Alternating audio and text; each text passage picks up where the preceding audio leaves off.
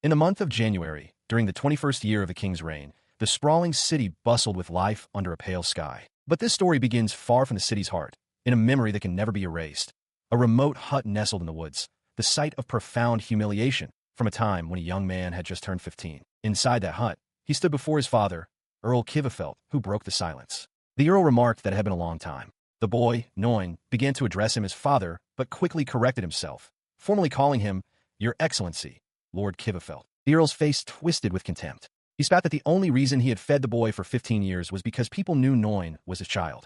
He confessed what a troublesome and disgusting experience it had been for him, but declared that it all finally stopped now. In response, a silent, agonized scream contorted Noin's face. His rage gave way to a hollow emptiness as his father's final words echoed. Today would be the last day he would have to see Noin's disgusting face. The Earl continued, however, with a veneer of mercy. He stated that since Noin was a bastard who shared his blood, it would be too cruel to send him away with nothing. He presented a scroll as a final gift before Noin's departure. The Earl explained that long ago his family had received a small enclave from the royal family, a territory associated with the Alquist knighthood. Noin took the document and began to read. As he read, his father added that he would also provide money from his own pocket to help run the place, asking with patronizing satisfaction if that wasn't enough to be satisfied with. The truth of the offer settled in his mind. A territory and a title sounded good, but the map revealed it was just a secluded forest on the frontier of the kingdom of Lodberg. He realized it was a curse, a scheme for his father to dispose of both him and the unwanted, unprofitable land in one stroke. He understood now. This oppressor, who prioritized his own self-interest above all else, was forcing him to risk his life just to survive. As he contemplated how much his father planned on trampling his life, a single, burning thought consumed him. I hate this fucking scum. His eyes burned with a cold, deep-seated resentment. This animosity stemmed from his very birth. He was Noin, the eldest son of Earl Maximilian Kivefelt, a noble who held territory in the southern part of the kingdom of Lodberg. The source of his father's disdain was his mother, a commoner's servant in the Earl's mansion. She was exceptionally beautiful, and the Earl, seeing her as an easy conquest, approached her without much thought. After she became pregnant, she spread rumors that the child was the Earl's, leading to Noin's birth as an illegitimate son who had to be recognized due to his Kivefelt blood. The scandal brought shame upon his father, who was derided for having an illegitimate child before securing a legal wife. To manage the situation, his mother was installed as a concubine, allowing her to lead a life of relative luxury. But while his mother enjoyed her new status, young Noin received no affection from anyone around him. This cold existence became even bleaker after an incident when he was 9 years old. His mother succumbed to an illness and died. Following her death, the Earl lacked the nerve to kill his illegitimate child himself, and his legal wife from another noble family refused to have the dirty child anywhere near the main household. As a result, a servant informed the young master that he was to be moved to a detached house on the property, with strict orders never to leave. The boy could only utter a quiet, I understand.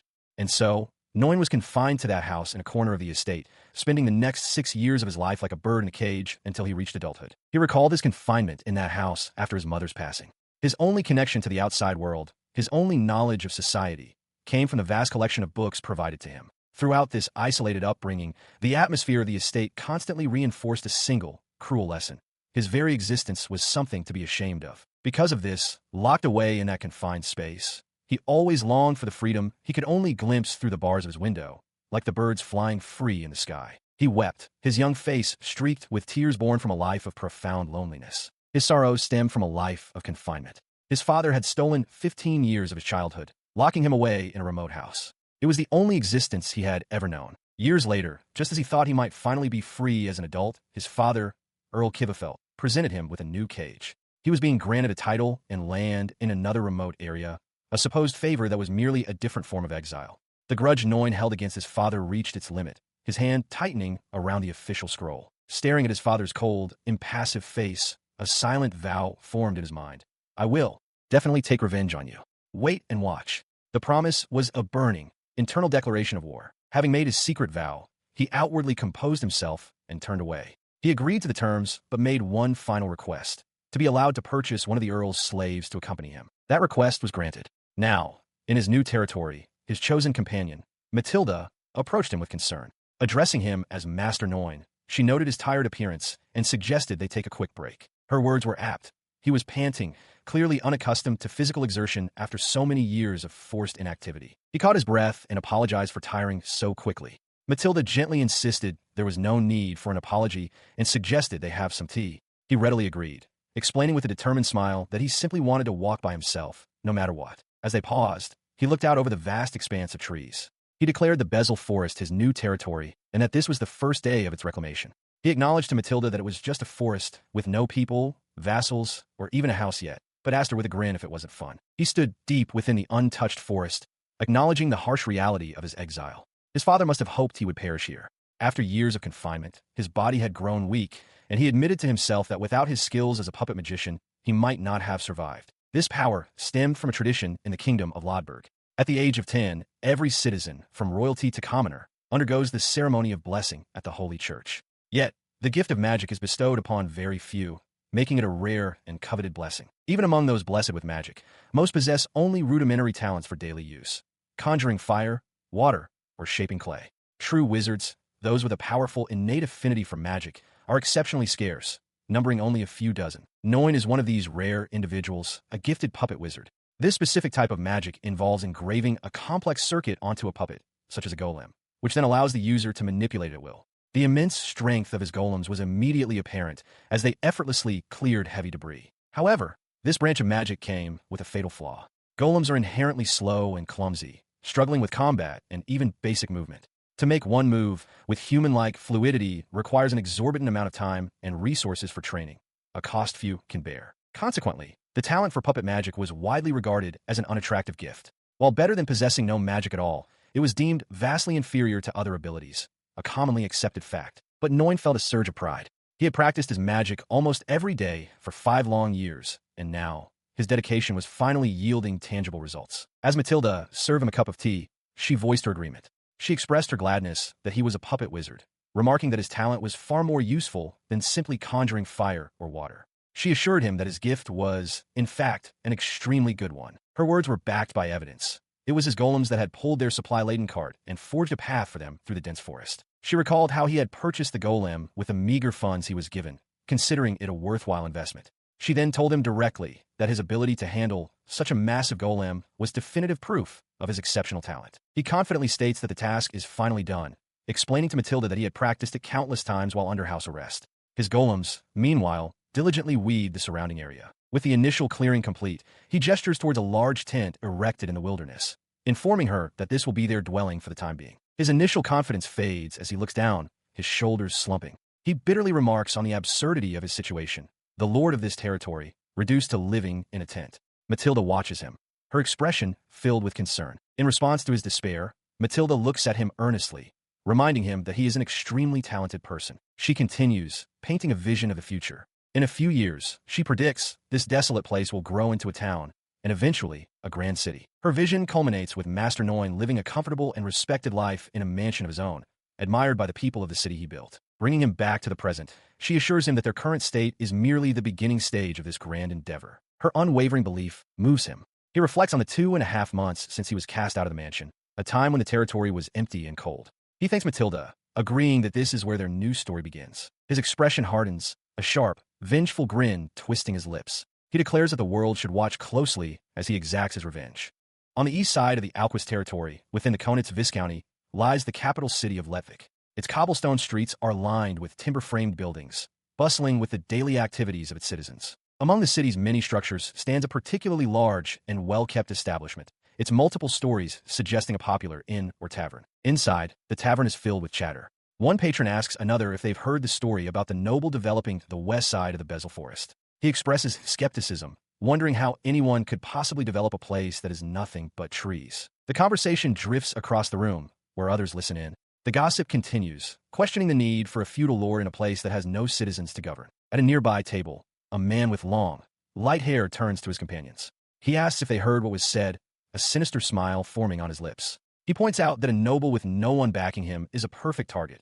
If he were to die, no one would take any action. He concludes that this noble is the best person they could possibly take revenge on. Far from the city's gossip, the noble in question, Noin, stands amidst a newly cleared field, thoughtfully reviewing a set of documents. In the background, hulking golems continue their work, tearing down the forest. The fruits of their labor are evident. A vast expanse of land has been cleared, leaving behind only the stumps of felled trees, ready for the next stage of development. He sits on a log, tapping a stick against it. A full month has passed since the development began, a month defined by this world's calendar of 6-day weeks and 5-week months. He turns to Matilda, asking what she thinks he should do next, but quickly dismisses his own question, apologizing for mumbling as he has no idea about such matters. Despite his uncertainty, he reflects on their progress. The clearing of the forest is proceeding smoothly, and thanks to the golems, the area for cultivation has increased. The crops they planted in the new farmlands have already begun to sprout. He brings a hand to his chin, his expression turning serious. Even with all this work, he realizes a fundamental truth. This place cannot yet be called a territory. To truly be a territory, there's a need for citizens. He walked through the woods, contemplating his dire financial situation. His father had given him 300,000 rebros, but after purchasing Matilda, only 250,000 remained. He knew that even if he wanted to recruit people for his new territory, he had no way to spread the word and no spare money for wages. His internal accounting continued. He had spent more on farming tools, magic tools for land reclamation, and a top-grade tent, a necessary expense since the development work would consume a great deal of his energy. His funds now stood at a mere 200,000 rebros. While enough for a commoner to live comfortably for 10 years, he knew it was nowhere near enough for a noble task with developing an abandoned land. As he stewed in his thoughts, his companions watched with concern. Matilda and another young woman with rabbit ears noticed his distress as he let out a frustrated sigh. Seeing his state, Matilda decided to act. She noted to her companion that Master Noin was worried and suggested they make some tea to help relieve his stress. Before they could, a sudden rustle in the foliage put everyone on edge. The other rabbit-eared girl cried out a warning to Master Noin as Matilda swiftly pulled her into a protective embrace. Noin's eyes shot wide with alarm. He was momentarily stunned, trying to process the sudden danger as his companions braced themselves behind him. Matilda's training took over. "It's an ambush," she yelled, identifying the attack's origin from the right side of the forest as she leaped away, carrying the other girl to safety. With his companions clear of the immediate danger zone, his shock hardened into cold fury. He turned to face the unseen enemy, a glowing magic circle instantly forming around his outstretched hand. The ambushers, cloaked figures, began to emerge from the trees.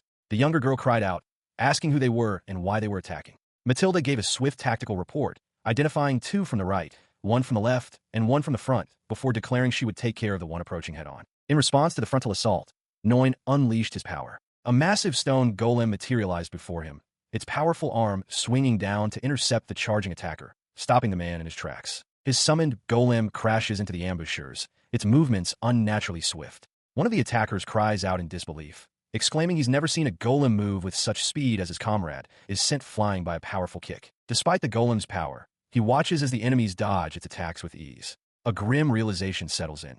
If they were common bandits or simple brutes, the golems would have already inflicted serious damage. He wonders why such skilled individuals are targeting him. His eyes widen with dawning horror as the truth becomes undeniable. These enemies are far too skilled. He begins to panic, thinking that if this continues, but his thought is cut short as the mercenary leader suddenly appears directly behind him. His face contorts in pure shock, completely caught off guard by the enemy's speed and stealth. Meanwhile, Matilda is locked in combat, grunting with effort as she parries a heavy strike from another of the assailants. Her opponent, a large, burly man, remarks on her unexpected quickness, surprised to find another capable fighter among the group. Matilda ignores him, her mind set on a single goal. She must defeat this man quickly and return to Master Noin's side. A sharp voice suddenly cuts through the din of battle, declaring, "That's enough." The command startles Matilda, who gasps, her attention instantly diverted from her fight. Her horror is realized as she sees the mercenary leader holding a terrified Noin hostage, a blade pressed firmly against his throat. The leader addresses her directly, shouting for Master Noin's servant. He issues an ultimatum.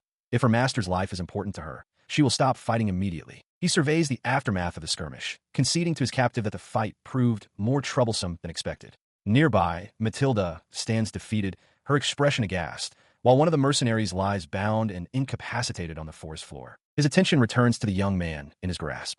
With the blade still pressed against Noin's skin, he notes the surprising speed of the golems, delivering a sharp warning about what will happen if Noin dares to move them again. Trapped, Noin internally calculates the odds. With 5 enemies remaining, any attempt to command his golems would place both him and Matilda at a fatal disadvantage, and would surely result in his own throat being slit. Confident that his hostage understands the futility of resistance, he barks an order to his subordinates. He instructs Pence and Radley to bind Matilda, neutralizing her as a threat. As the mercenaries approach, Matilda's mind races. She correctly identifies the long-haired man as the group's leader and realizes she must deal with him to survive. A desperate thought surfaces. Is it even possible to negotiate with such a man? Noin breaks the silence, demanding to know their motive and asking if it is simply money. The mercenary leader looks down at him with cold dismissal, confirming that while they need funds, the primary motive for the attack is Noin himself. His eyes narrow, his voice laced with contempt as he asks a pointed question. "Aren't you an aristocrat?" The accusation lands with stunning force. Noin's eyes widen in horrified realization. Surrounded by the shattered remains of the golems, the mercenary leader reveals the depths of his malice. He explains that his true motive is a voice inside him, born of the darkest feelings, that screams for Noin's death. He elaborates on the source of this burning resentment. He once led a company of mercenaries whom he considered family, but they were all slaughtered due to the actions of nobles. Now fallen into the life of a bandit, he is consumed by a singular, vengeful desire to kill the young aristocrat before him. He continues his story, explaining that earlier in the year, his mercenary group was hired by a noble in the country southeast. They were tasked to fight alongside the territorial guards against the Para's kingdom due to a rising conflict. But on that battlefield, marked now only by a sword driven into the earth as a grave marker, they were all abandoned. He recounts how the noble had planned from the very beginning to use them as bait, sacrificing them to reduce the damage to the territory's own army. Many of their members died there. The few survivors, including himself and his core companions, decided to abandon their position and flee the war. In the chaos, most were separated, leaving only a handful remaining. As they continued to run, their funds dwindled until they had no choice but to become thieves to survive. With a voice laced with bitterness, he declares that all of their suffering is the nobility's fault. For that reason, he has decided to kill all nobles. Standing over his captive, he states that there is no room for negotiation. He doesn't know who Noin is, nor does he care. He has decided to draw the line here and now, and will begin by killing him. Noin realizes the man's resolve is absolute. Even though he has his own thirst for revenge and a desperate will to live, he understands that this mercenary will not listen to a word he says. Suddenly, he shouts for the man to stop. He concedes that the mercenary might not understand his reasoning about his own revenge, but insists that, more importantly, his question must be answered. With a sharp, focused gaze, he asks a pointed question. Was the southeastern aristocrat who hired them and used them as pawns, by any chance, Earl Maximilian Kibefelt? The mercenary leader freezes, his eyes wide with utter shock at the mention of that specific name. His shock gives way to sputtering disbelief. "Why you?" he exclaims, demanding to know how Noin could possibly have that information. His initial shock gives way to an unexpected reaction. He throws his head back and erupts in booming laughter, clutching his stomach as if he's just heard the most amusing joke in the world, declaring that he understands completely. His outburst infuriates Yuri, who demands to know what he finds so funny. With a wide, unsettling grin, the young noble explains that he's laughing because he is genuinely, extremely happy to have finally met them. He continues with manic glee, calling their meeting an awesome coincidence. He expresses his sincere appreciation for them bad-mouthing the man he calls his scum father. To explain his knowledge, his thoughts drift back to his period of confinement. While under house arrest, he relied entirely on his loyal servant, Matilda, to gather information about all the events happening in the outside world. It was through her reports that he learned of a conflict where his father had sent troops, opting to hire a great number of mercenaries because they were cheaper than deploying the official army. Returning to the present, he proclaims that even those people were swayed and then abandoned by his father. With arms outstretched, he denounces Maximilian Kibefelt as a vicious, miserly tyrant who acts only for his own self-interest, a lowly scum for whom he has no respect. The sheer venom in his voice and the detailed knowledge of their past leaves Yuri utterly speechless, his face a mask of shock and disbelief. He then formally introduces himself as the son of Maximilian Kibefelt. He admits he never expected to meet them here, but reveals that he, too, has a score to settle with his father. With a calm demeanor, he asks if they would be kind enough to listen to his story. After hearing him out, the atmosphere has changed. Yuri, now composed, concedes that he understands the young man's situation, remarking with a hint of irony what a small world it is. He then offers a proposition. As a mere suggestion, he asks how they would feel about abandoning their current plan of killing any noble they find, and instead pursuing a different kind of revenge together. He processed the proposal, asking for clarification. Instead of killing Noin, were they now supposed to assassinate Earl Kibefelt? The mercenary leader voiced his confusion, questioning if the roles hadn't been reversed. In response, Noin's face contorted into a mask of simplistic, almost manic intensity. He declared that for his revenge to be complete, his father must remain alive and healthy. His declaration only deepened the mercenary's confusion. Yuri pressed him, his expression hardening as he demanded to know what this contradictory plan truly meant. Facing the mercenary leader directly, Noin finally revealed his true, audacious request. He wanted the entire mercenary group to become his citizens. The proposal was met with stunned disbelief. Both Yuri and I questioned if he was joking, but Noin's smile was genuine. He insisted this was his heartfelt wish, born from a life spent deprived of freedom by his father. He then laid out the full scope of his ambition. He intended to reclaim everything that was taken from him and possess all the things his father lacked. He vowed to develop this territory according to his own beliefs, aiming to become a lord cherished by his people. The true nature of his revenge began to surface. He explained with grim satisfaction that if he achieved this, word of his success would inevitably reach his father. He reveled in the thought, his expression twisting with delight as he imagined the look on his father's face. The Earl would learn that the illegitimate child he wished dead was not only alive, but thriving as a successful and happy lord. The fantasy intensified, his eyes widening with a feverish light. He pictured his father living in constant fear, haunted by the possibility that the world might unearth the forgotten scandal of his affair with a maid. This constant worry, Noin declared, would poison the Earl's existence. As Noin's dark vision concluded, the mercenary leader stood stunned, his hand raised as if to halt the disturbing confession. He struggled to summarize the complex, psychological torment that formed the core of a young man's plan. With a confident, almost radiant expression, Noin extends his hand, making his final, impassioned plea. He explains that simply living a happy and successful life in this territory would be more than enough to torment Maximilian Kivefeld for the rest of his days. Therefore, he urges the mercenaries to become citizens of his land. He implores them to abandon any conventional, boring ideas of revenge and instead embrace a new kind, a revenge that promises to be immensely enjoyable. Noin's distorted personality is rooted in his origins. After his birth, he was denied any affection and was forbidden from speaking to his own mother. The maids of the household relentlessly told the young boy that he was never meant to be born, and his interactions were restricted solely to them. Having spent his childhood in such an oppressive environment, he was never allowed the chance to mature into a well-adjusted person. His father publicly declared his shame that his illegitimate eldest son could not even read or write. Following this, Noin was permitted a private tutor, but only for a single year. It was then that the boy began to truly comprehend the severe restrictions that had defined his entire life. He couldn't understand it. He had done nothing wrong, yet everyone looked at him like he was trash. He came to a bitter conclusion. The world was a horrible, wretched place. A turning point in his life came after he was locked up. There, he had an unexpected encounter with a beastman slave named Matilda, who was assigned to be his personal caretaker. She was covered in dirt and bruises. From that moment, his world began to revolve around talking to her. For the very first time, Noin learned what it felt like to be loved by someone. The simple happiness of her placing a crown of flowers on his head was a sensation he never knew could exist. The feeling of being loved was intoxicating. He found himself wanting more, to be loved, respected, and admired. He resolved not to lose this newfound happiness, desiring an inexhaustible amount of it to make up for all the misery he had endured. He decided, then, that he would not be like his tyrannical father, who ruled through force. Instead, he would become an ideal noble who would be respected, treating his subjects well and earning the love of his vassals. He swore that no matter what, he would not let this happiness be taken from him. Now a young man, Noin addresses a group of mercenaries gathered around a campfire. He makes his intentions clear, stating he wants them to become citizens of his land, regardless of their past. He then asks them to introduce themselves. A man with long, light hair speaks up, identifying himself as Yuri, age 35, the former leader of the mercenary group Crimson Sword. As their leader finished, his subordinates stepped forward to introduce themselves. A powerfully built man with a short beard identified himself as Radley, the group's veteran fighter. Beside him, a woman with short dark hair and an eye patch stated her name was Pence, noting she was the closest to the boss. The introductions continued. The long-haired man, Yuri, stated his name was Bart, explaining that his face made him suitable for negotiations and information gathering. The woman with long, light hair then introduced herself as Mai, declaring herself to be Yuri's woman. Having heard them all, Noin formally addressed the group, confirming their names: Yuri, Pence, Radley, Mai, and Bart. He then introduced himself and Matilda. Acknowledging that they had come to kill him, he questioned why they would want to join him as citizens of his land. He continued, his voice filled with conviction.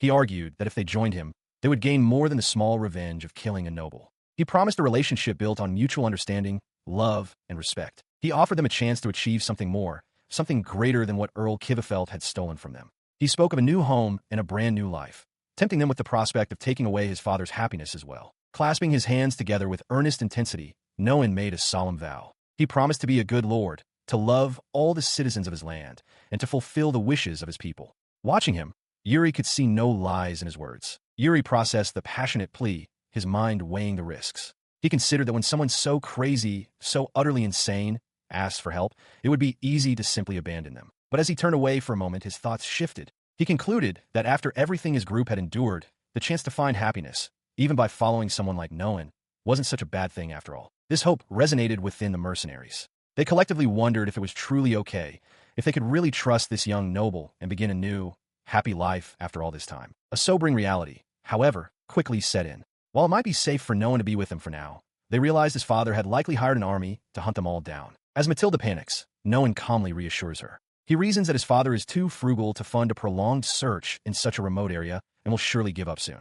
His words seem to soothe her immediate fears. His attention returns to the mercenary leader, Yuri. No one extends his offer once more, asking if Yuri will join him in his revenge, promising him the chance to live a happy life while still achieving his goals. Before Yuri can answer, Mai interjects, addressing him as boss. She removes her jacket and asks if they can't simply conclude matters now. She continues, explaining that while she doesn't care which noble they target for her own revenge, she is tired of watching their comrades die one by one. However, she defers to Yuri, stating that if he wishes it, they will say nothing more. Internally, Mai considers the situation further. She understands that no one has already been abandoned, so their own plans would have no effect on him. Killing him would be of no benefit. In fact, she believes it would only lead to their own doom. Speaking aloud again, she reminds Yuri and Radley that all of them have lost so much that they were forced to become bandits. She points out the similarity between their goals and Noan's, admitting that they often wish to stop their current way of life as they watch their friends fall into despair. Ultimately, she places the burden of choice on her leader, telling Yuri that his decision will be the final one. In response, Yuri leads the entire Crimson Sword mercenary group, Mai, Pence, and Radley included, in kneeling before Noan. He declares that they will become the sword that protects him and the shield that defends him. From that moment, they swear their unwavering loyalty. Visibly moved, Noan looks upon his new followers. He thanks them and, in turn, swears an oath to protect his loyal retainers from that day forward.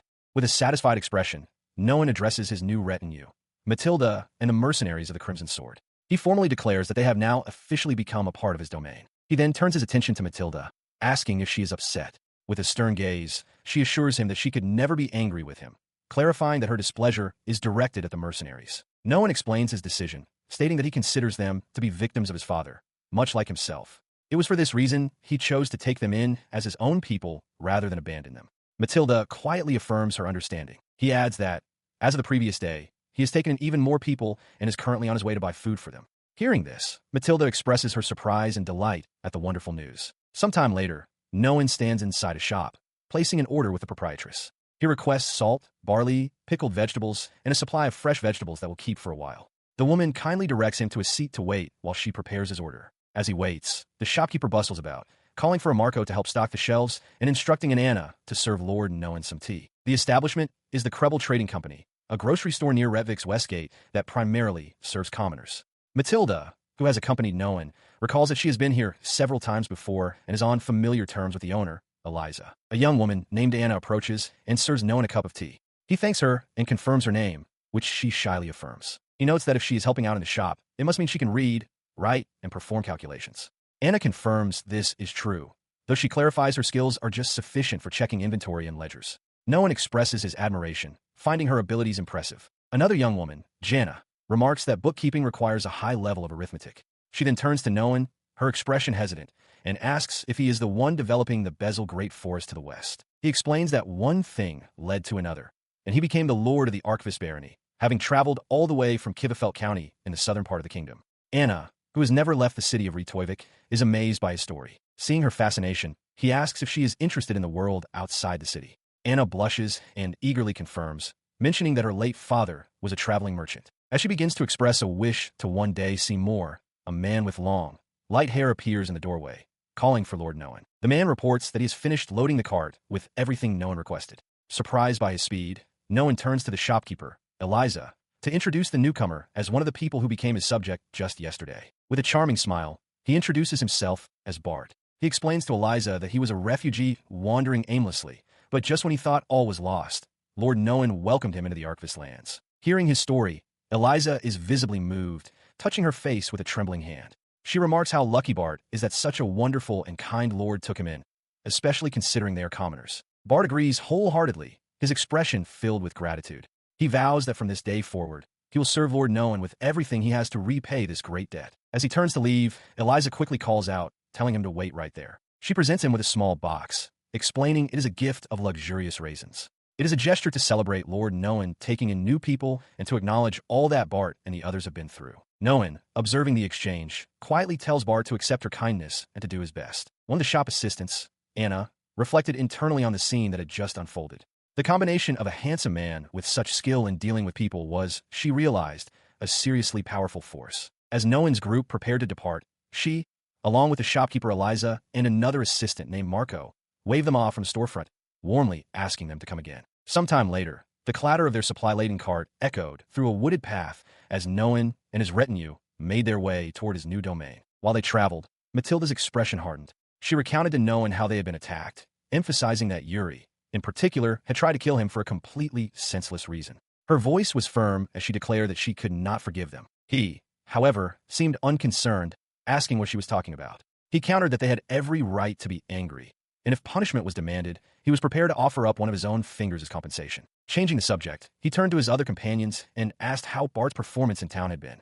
Radley, standing nearby, confirmed that the performance had been flawless. Yuri then approached, questioning if no one was sure about buying towels and soap for everyone, as such items were normally luxuries for the rich. Nearby, Mike commented on what an amazing choice they'd made for their external affairs manager, noting how quickly he'd earned trust. No one simply accepted the compliment. He answered Yuri's question, stating that it was fine. He explained that since they would be living in tents in the forest, they wouldn't be able to continue if they couldn't at least keep their bodies and clothes clean. His expression grew determined as he elaborated on his intentions. He wanted to be a lord worthy of their hard work and service, and for that reason, he would make sure they were all properly taken care of. He concluded with conviction, stating his belief that enabling all of them to live well was the very thing that would allow his new territory to thrive. He stands with his new retinue in a sun-dappled clearing. One of the mercenaries, asks if this is the upfront investment he had mentioned. No one confirms her suspicion, announcing that their work begins now. Her expression hardens instantly. With cold resolve, she declares that she will take the pinky finger of Yuri's left hand as punishment. A startled Noan quickly tells her to wait. Asma moves to carry out the sentence. He shouts for her to stop, stating firmly that he does not want bloodshed. He reminds her that Yuri is now his subject, and his word is final. The sudden assertion of authority brings the confrontation to a halt. The atmosphere becomes heavy with tension. Yuri remains kneeling, his hand on his sword, as Noan holds his ground against the mercenaries' code. He then offers a different solution. Reminding them that Yuri called Matilda a breeding rabbit, Noan declares that the punishment will be for Yuri to allow Matilda to kick him. He states plainly that Matilda is more important to him than anyone. Matilda looks at Noan, then at Yuri, and agrees to the terms. A sharp, impactful sound immediately follows her consent. Yuri is sent sprawling from the force of a kick. With the score settled, Noan announces that all punishments are concluded. He rallies the group, declaring that from this moment on, they will all work together to build up his new territory. His attention then turns to practical matters. He informs them that since it is already evening, they will travel to the town of Revik the next day to buy tents and supplies. For tonight, he asks them to bear with sleeping outdoors. Yuri begins to say that they wouldn't mind roughing it, but Noan sharply dismisses the idea as ridiculous. He states he will not leave his precious people to sleep outdoors, quoting a manual on domain management he once read. To raise productivity, a lord must first secure decent food, clothing, and shelter. He elaborates on this principle, explaining that people who are poorly fed, clothed, and sheltered cannot be productive. By first giving them a proper life, their work will improve, which ultimately profits the lord. This, he concludes, is his upfront investment in all of them, and he is counting on them going forward. He arrives in Revik, the capital of the Conit's Viscountcy, accompanied by a large stone golem pulling a cart. Standing in the bustling street, he contemplates their next move, wondering aloud how they should split up their tasks. In response to his question, Mai steps forward, asking to handle the shopping. She confidently asserts that her negotiation skills are quite impressive. Amused by her confidence, Noan agrees and begins to delegate. He instructs Pence and Radley to watch the cart. He, Matilda, and Bart will head to the Krabel Trading Company. However, since Yuri's face is known from his bandit days, he is to stay back with Mai and watch the place. Finally, Noan tasks Bart with procuring tents and other daily necessities, a task he accepts with a resounding "consider it done." Following the plan, he and Matilda arrive at the entrance of the Krabel Trading Company. Inside, a woman at the counter looks up, and her face breaks into a welcoming smile. She greets him by name, and he responds in kind, wishing a good afternoon to Eliza. On the road back from Lodberg, Noan travels with his newly acquired retinue, the mercenaries of the Crimson Sword and two large, load-bearing golems. He suddenly halts, prompting Mai to ask what is wrong. Noan identifies the threat as kobolds, and a pack of snarling, wolf-like creatures emerges from a brush. Mai assesses them coolly, noting that a single strike from a golem would be sufficient, and offers to dispatch them quickly herself. With the minor threat presumably handled, Noan addresses his new subordinates with confidence. He declares that things are different now. With capable people like them under his command, everything will change. He continues, sharing his vision for the future. He asks them to see the possibilities. This very place will first become a village, then grow into a town, and perhaps one day, a city. Inspired by his words, the group affirms their commitment together. A week passes, and the work to build this new future begins in earnest. After that week of labor, the mercenaries are utterly spent. Mai, Yuri, Radley, and Pence are slumped over logs and tools, completely drained of energy. Radley groans in agony, complaining that his back is killing him. Noan, observing his state, remarks that this kind of physical toll is a completely different sort of hardship compared to combat. The others share his sentiment. Pence admits that every single task is new to her, and she's nowhere near used to it. Radley adds that no one and Yuri have it easy, as men like them have never touched farm tools in their lives, and he's only just now starting to remember how to use them. As they lament, Yuri and Matilda approach. Yuri acknowledges their exhaustion, telling them they've all done great work. He apologizes for making such talented people do farm labor, but Radley retorts that it can't be helped, as they are his only subjects. Meanwhile, the true heavy lifting is being handled elsewhere.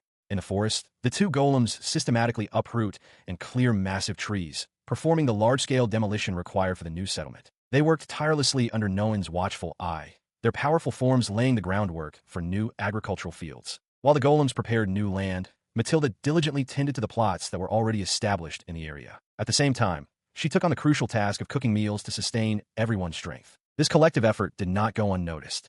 As my work the soil, Pence approached, asking what she intended to plant. My remarked that with their lord and his attendants working so hard alongside them, they had no reason to complain, before expressing her delight that Pence had asked. Her enthusiasm was shared by Noan, who prepared to reveal the answer with a dramatic flourish, eliciting a hearty laugh from Radley. He triumphantly presented a large barrel, announcing with a grin that they would be planting potatoes. The mercenaries examined the strange tubers, admitting they had never seen such a plant. Noan explained that it was a crop from a southern continent, and that in this kingdom, it was only used for ornamental purposes. He held one up, revealing that he had learned about them from an old book he found gathering dust back at the Count's estate. The book described them as a remarkable crop, easy to grow, quick to spread, and packed with nutrients. He recalled the text stating that in the South, they were even called the crop that saves nations. He remembered his good fortune, having managed to acquire a whole barrel of the seed potatoes from a merchant down at the port. He stands with one of the mercenaries, a bald man who remarks with some surprise that after all his years as a soldier of fortune, he never expected to be doing farm work again. The man seems content, however, noting that with a new food source, they won't have to worry and it will help their growth. He corrects the man with a smile, explaining that since they are working on their own plots of land, they are more like independent farmers than laborers. This statement causes the assembled group of mercenaries to fall silent, looking at him with shared confusion. Holding a potato, Noan asks what is wrong. The bald mercenary, startled, objects loudly. He questions Noan's statement, believing they were simply acting as tenant farmers on Lord Noan's land. Noan emphatically clarifies that the plots of land are theirs. He reminds them of his initial instructions, gesturing to the fields and pointing out the specific plots assigned to Mai, Yuri, and Pence. The mercenaries are shocked, having misunderstood his intention as merely dividing up the workload. Noan recalls an earlier conversation where the mercenaries insisted on handling the land, clearing themselves. One of them had told him to just sit back and watch, assuring him they would finish quickly and that their leader would be furious if he found out they made their lord work while they were supposed to be protecting him. Reflecting on his larger goals, he understands that his plans go far beyond making them independent farmers. He intends to build a prosperous life for himself as their lord, and to do that, he needs to make the entire domain richer. This requires a great number of capable people who will serve him not as employees, but as his retainers. His gaze falls upon the core group of mercenaries standing before him. These are the people he hopes to bind to his cause. The concept of becoming retainers catches them completely by surprise. The bald man, a woman with a ribbon in her hair, and I all look at each other, processing the unexpected offer with stunned silence. Breaking the silence, Noan formally addresses their leader. He declares that Yuri will be his chief retainer, citing his experience leading a mercenary band as proof of his capability. He explains that he needs Yuri's counsel and guidance to prevent him from making mistakes. He accepts the position without hesitation, immediately turning to the others to establish the new chain of command. Yuri appoints Pence as the deputy chief retainer, explaining that her experience as the mercenary band's second-in-command will be a crucial asset. As the domain's population grows, he and Noan will be occupied, so he needs her to manage the day-to-day affairs. He continues, assigning Radley the role of the stalwart warrior tasked with protecting the territory. Bart is to serve as the retainer handling affairs outside the domain. Finally, Yuri addresses Mai, noting her status as his longest-serving female retainer and instructing her to make full use of her unique abilities. As the new roles are settled, Noan watches with satisfaction, Matilda at his side. He tells the assembled group that observing their work this past week has convinced him of their intelligence, seriousness, and loyalty. He warns them to be prepared for even greater responsibilities in the future, stating that he is counting on them to see his quest for revenge through to the end. His declaration, a mixture of profound trust and a promise of future conflict, leaves the entire group of hardened mercenaries utterly stunned into silence. After a moment, the reality of their new situation sinks in. One of them marvels at the incredible jump from being rootless mercenaries to landowners. Another agrees, suggesting it's time they all got back to work. As Noan and Matilda walk away, Yuri and the bald warrior watch them go. Together, they formally pledge their allegiance, promising to be diligent, capable, and loyal subjects to Lord Noan. A few weeks later, with the settlement showing clear signs of progress, no one holds up a small, crystalline object. He announces that they have saved a decent amount of funds and that it is time for the oldest domain to earn its first real income. The settlement is indeed progressing. Overlooking the burgeoning town from a balcony, no one smiles with satisfaction, directing the ongoing construction and trade with a confident gesture. His new retainers quickly prove their combat effectiveness. Yuri dispatches a large, wolf-like nobold with a single, clean stroke of his sword. Watching from a nearby rock, no one is impressed, noting to himself that they eliminated the creatures in under 30 seconds. Yuri, wiping his blade, dismisses the feat as nothing worth bragging about. As the group deals with the aftermath, Mike comments to Matilda that no one is lucky to have such capable warriors as his first subjects, suggesting even God is watching over his quest for revenge.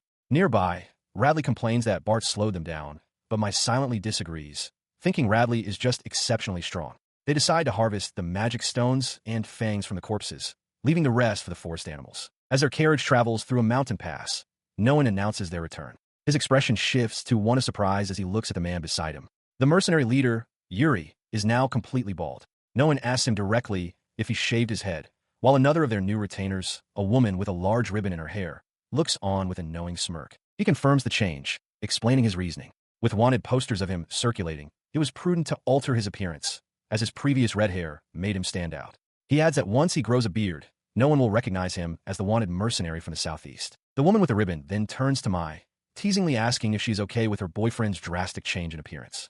Mai, however, gazes at Yuri with a soft, blushing expression, thinking to herself that he still looks good no matter what. Her teasing continues as she tells a flustered Yuri that he is clearly well-loved. Mai simply states that she doesn't mind his new look at all, solidifying her support. Having arrived at their destination, Yuri surveys the vast, empty clearing.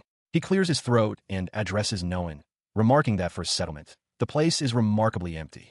Noan looks panicked, stammering that it's because up until now, it has only been him, Matilda, and the golem, so the area is still largely undeveloped. Matilda quickly interjects, defending their progress. She explains that while it may look sparse, it's quite comfortable, as they have high-quality tents, a nearby river, and basic magic tools for daily life. As she speaks, Noan reflects on his ultimate goal. Succeeding here is the key to getting revenge on his father and finally finding happiness. Hearing this exchange, Mai expresses her admiration for Noan, impressed that he managed to clear even this much land without giving up. Nearly 4 months have passed since January, when Lord Noan was cast out of his family's estate in order to develop the frontier. In that time, he has achieved remarkable results as the lord of the Alquist domain.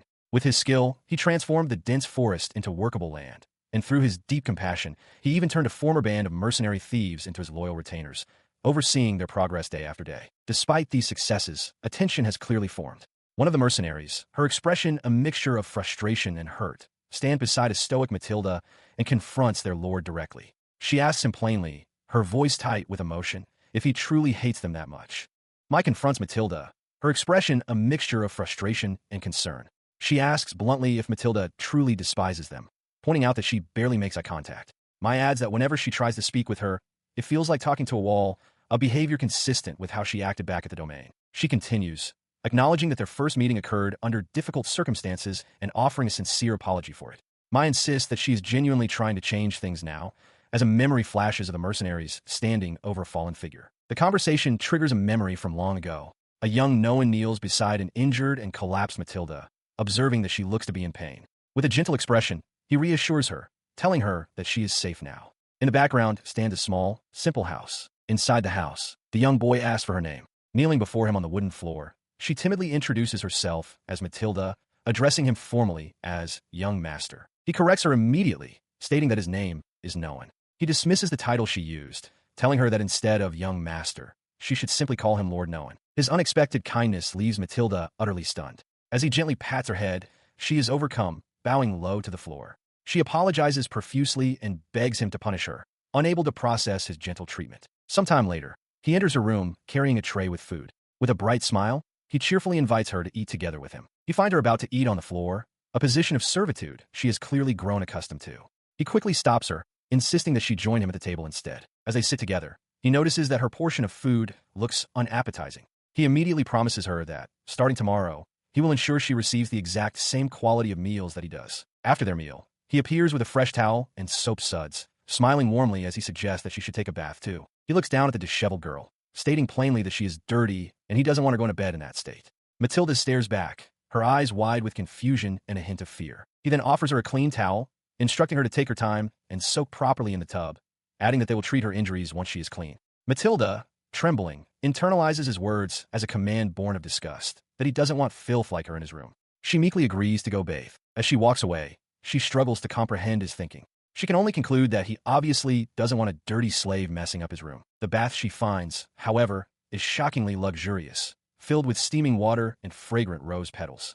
The sight leaves her utterly flabbergasted, her mind reeling from the unexpected gesture. After finishing, she immediately prostrates herself on the floor before Noan. She apologizes profusely for taking too long and begs for her punishment. He simply looks down at her, his expression calm and unbothered. Crouching down, he gently pats her head, reassuring her that he is not like others who would hurt her for something so simple. He tells her she can take her time bathing whenever she wants. He continues, promising that he won't hit or mistreat her. He encourages her to tell him if there is anything else she wants, stating that his only desire is to take good care of her. His kindness extends further as he pats the empty space on his bed, inviting Matilda to come and sleep together with him. Lying beside her under the covers, he quietly explains his motivation. He tells her that for as long as he can remember, he has always wanted to be kind to someone because he has always admired kind people. He continued to speak, his voice gentle in the quiet room, outlining his simple desires for her. He wanted to give her good food to eat, clean clothes to wear, and the simple dignity of a daily bath. Beside him, Matilda mumbled softly, already drifting into a peaceful sleep. His words, filled with a kindness she had never known, reached her even on the edge of sleep. Tears of overwhelming relief and gratitude began to stream down her bruised face. The memory concluded with this realization. After that day, Lord Noan had been nothing but kind. He had restored her dignity, taught her about the world, and, most importantly, he was the one who had shown her what love is. This profound devotion now fueled her conversation in the present. The mercenary woman she faced was unconvinced, challenging her directly. She asked what Matilda was supposed to do to earn their trust if her apologies and actions still couldn't overcome their disgust. She responded plainly, stating that she did not hate them at all. The issue, she explained, was simply that she didn't know how to deal with anyone besides Lord Noan, as he was the only person she had ever truly talked to. Her entire existence was dedicated to him. She felt that as long as she was by his side, the location was irrelevant, be a forest, the wastelands, or a battlefield. She would follow him straight into hell. The sheer intensity of her declaration hung in the air, a testament to her unwavering loyalty. After a moment, the mercenary's expression softened with understanding. She folded her arms, acknowledging that she finally got it.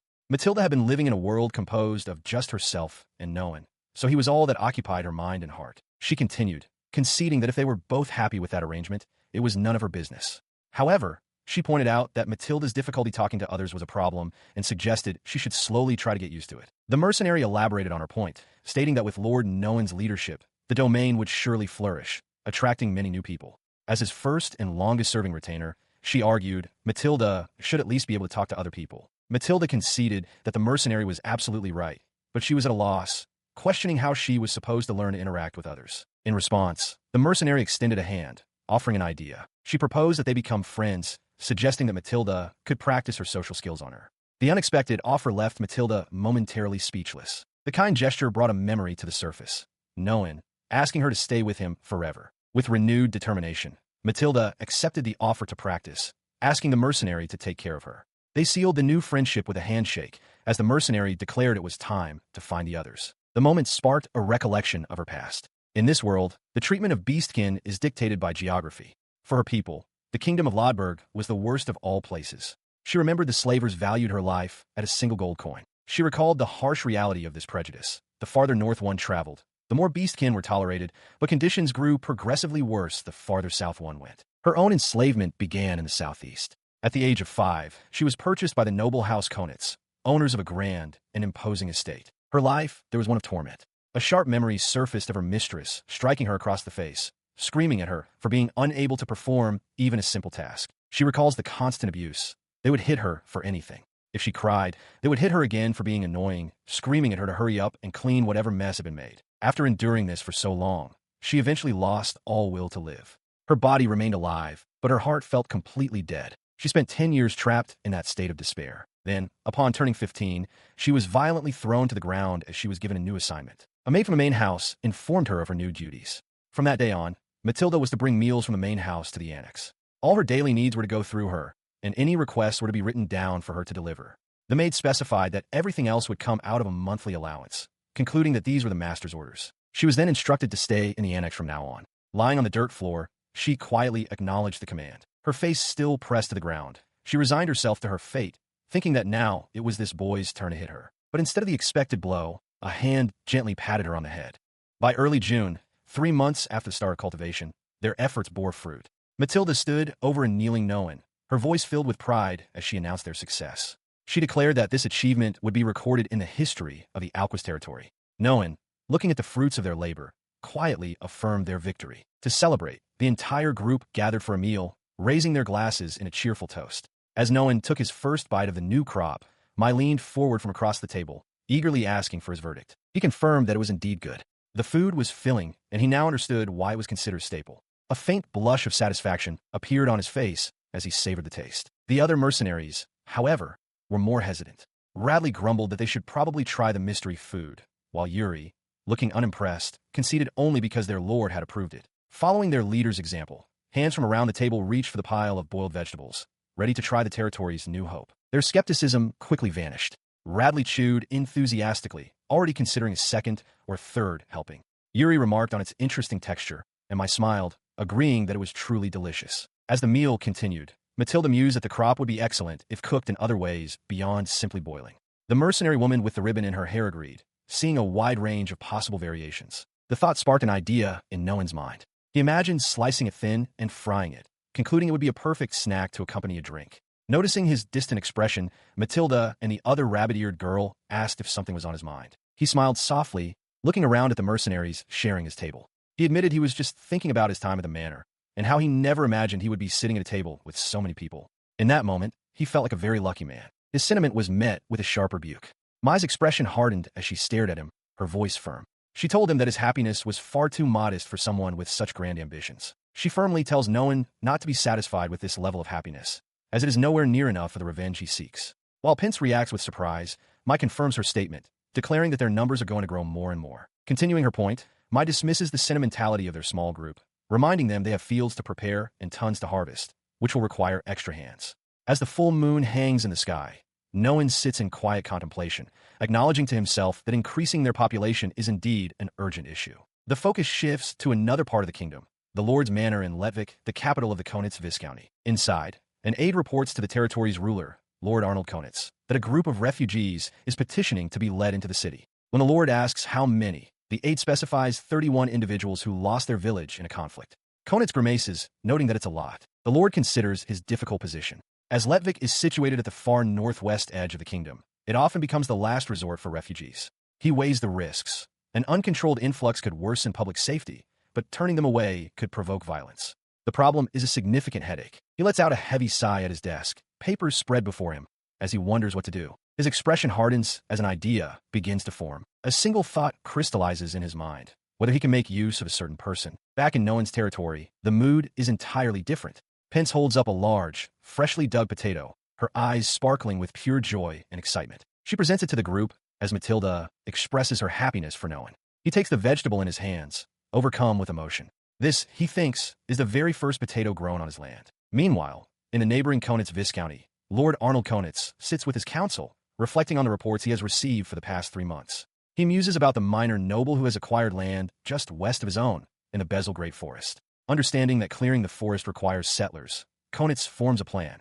He can put this new noble in his debt by sending the Viscounty's unwanted refugees his way. He turns to his aide, a smirk playing on his lips as he names his target, Knight Noan Alquist. Having gone through the trouble of becoming neighbors, Conit declares his intention to make Noan as useful to him as possible. Back in Noan's territory, the group examines their first potato harvest. One of them remarks on the strangeness of the crops, finding them a little creepy. In response, Mai puffs her cheeks indignantly. She scolds the unseen critic, defending the potato's cute and round appearance. The bald mercenary expresses his astonishment, questioning if it's truly possible to plant 1 piece and get 10 back. Mai confirms this, explaining that on the southern continent, it's famously known as the crop that saves nations, a story she has heard 5 times already. She remarks to Matilda that some foreign customs even lead to people using them as mere decorations. Elsewhere, Noan holds a potato, calculating its potential. He contrasts its yield of dozens against wheat, which might yield 15 times the seed in a good year, but only 3 in a bad one. The realization hits him. From 1 barrel planted, they could harvest 30 or 40. The crop truly lives up to its name. Grasping the implications, the bald mercenary asks Yuri if he understands how valuable the potatoes are. Mai eagerly suggests they could sell some outside the territory, but Yuri immediately shuts her down. He states firmly that they are not selling any, not yet. His eyes narrow, his expression hardening as he processes the true potential of their harvest. Standing before the fluttering banners of their new settlement, a single concept solidifies in his mind: military power. His thoughts race. A staple crop that is easy to mass-produce can support a massive number of soldiers with just a few farmers. He understands that for territories with similar populations, this single resource could drastically change the scale of the army they can maintain. He stood by, listening intently as Noan, his hands still soiled from the harvest, explained their massive advantage. Their territory is currently the only one cultivating potatoes for food. Mai, smiling in agreement, confirmed his assessment. He held up a single potato, his expression turning sharp and calculating. He laid out their plan. First, they would boost production within their own territory. Any smart noble, he reasoned, would desire potatoes not just as crops, but as crucial military supplies. Therefore, when they eventually exported, they must think very carefully about who they sold to and for what price, concluding that a single potato could tip everything in their favor. The strategic discussion gave way to the quiet of the evening, the sky above dotted with stars. Under the starry sky, a pot bubbled over an open fire. As the meal was prepared, a question arose about whether the entire potato was edible. No one gave simple instructions. Just cut out the eyes and cook it through before asking for a plate to be passed to him. With the food prepared, the entire group gathered around a table laden with a feast. To commemorate their very first harvest, Noan raised his cup and proposed a toast, a smile of satisfaction on his face. As his party prepared for the next leg of their journey, Yuri asks Noan about the lord of the Conit's domain. Noan, touching his chin thoughtfully, admits that he has only met Arnold Conit once, and very briefly, just to pay respects before beginning his land clearing. He confesses that all he really knows is that Conit is a high-ranking noble. Meanwhile, Lord Conit himself reflects on his own cunning arrangement. By providing Lord Alquist with refugees to use as manpower, he gains new subjects at no cost to himself and avoids the problems that come with accepting them into his own domain. He smirks at the thought of doing a favor while making effective use of a petty, insignificant noble. Sometime later, Noan travels by carriage, his expression pensive as he presumably heads toward the Conit's estate. Upon his arrival, he is greeted by Lord Conit, who apologizes for the short notice summons but expresses his pleasure at seeing him well. Noan politely thanks the Lord for the invitation. Once they are seated in a formal meeting room, Lord Conit inquires if the development of Noan's territory is proceeding smoothly. Flanked by his retainers, Noan replies that he is honored by the Lord's concern. He elaborates that, thanks to favorable weather, they have been able to proceed at their own pace. Conit observes that clearing such a large forest must certainly require a great number of people. The Lord's gaze sharpens as he presses the point, asking directly if Noan has enough hands for the task. With a calm smile, Noan concedes that, to be honest, they're a bit short on manpower. He adds that they are managing thanks to the capable people who have gathered under him. His admission is precisely what Lord Conit was waiting to hear. He leans forward slightly, stating that he may have a proposal that would interest Lord Alquist. As the conversation continued, Lord Conit specified the nature of his potential aid. He revealed that not long ago, 31 refugees had arrived in his lands, noting that most of them were young. He listened intently, his expression thoughtful as he processed the implications of this new information. The young lord quickly grasped the underlying suggestion. He surmised that Conit was proposing he take those refugees into his own lands. The older lord confirmed this, expressing appreciation for how quickly he understood the situation. Leaning on his desk, Lord Conit pressed the point, stating that these refugees were precisely the kind of manpower Noan was looking for. He then recalled that Noan himself was only 15 when he was exiled, a pointed remark about his youth. Internally, however, Conit dismissed him as a freshly minted adult boy, someone he believed would be easy to keep in the palm of his hand.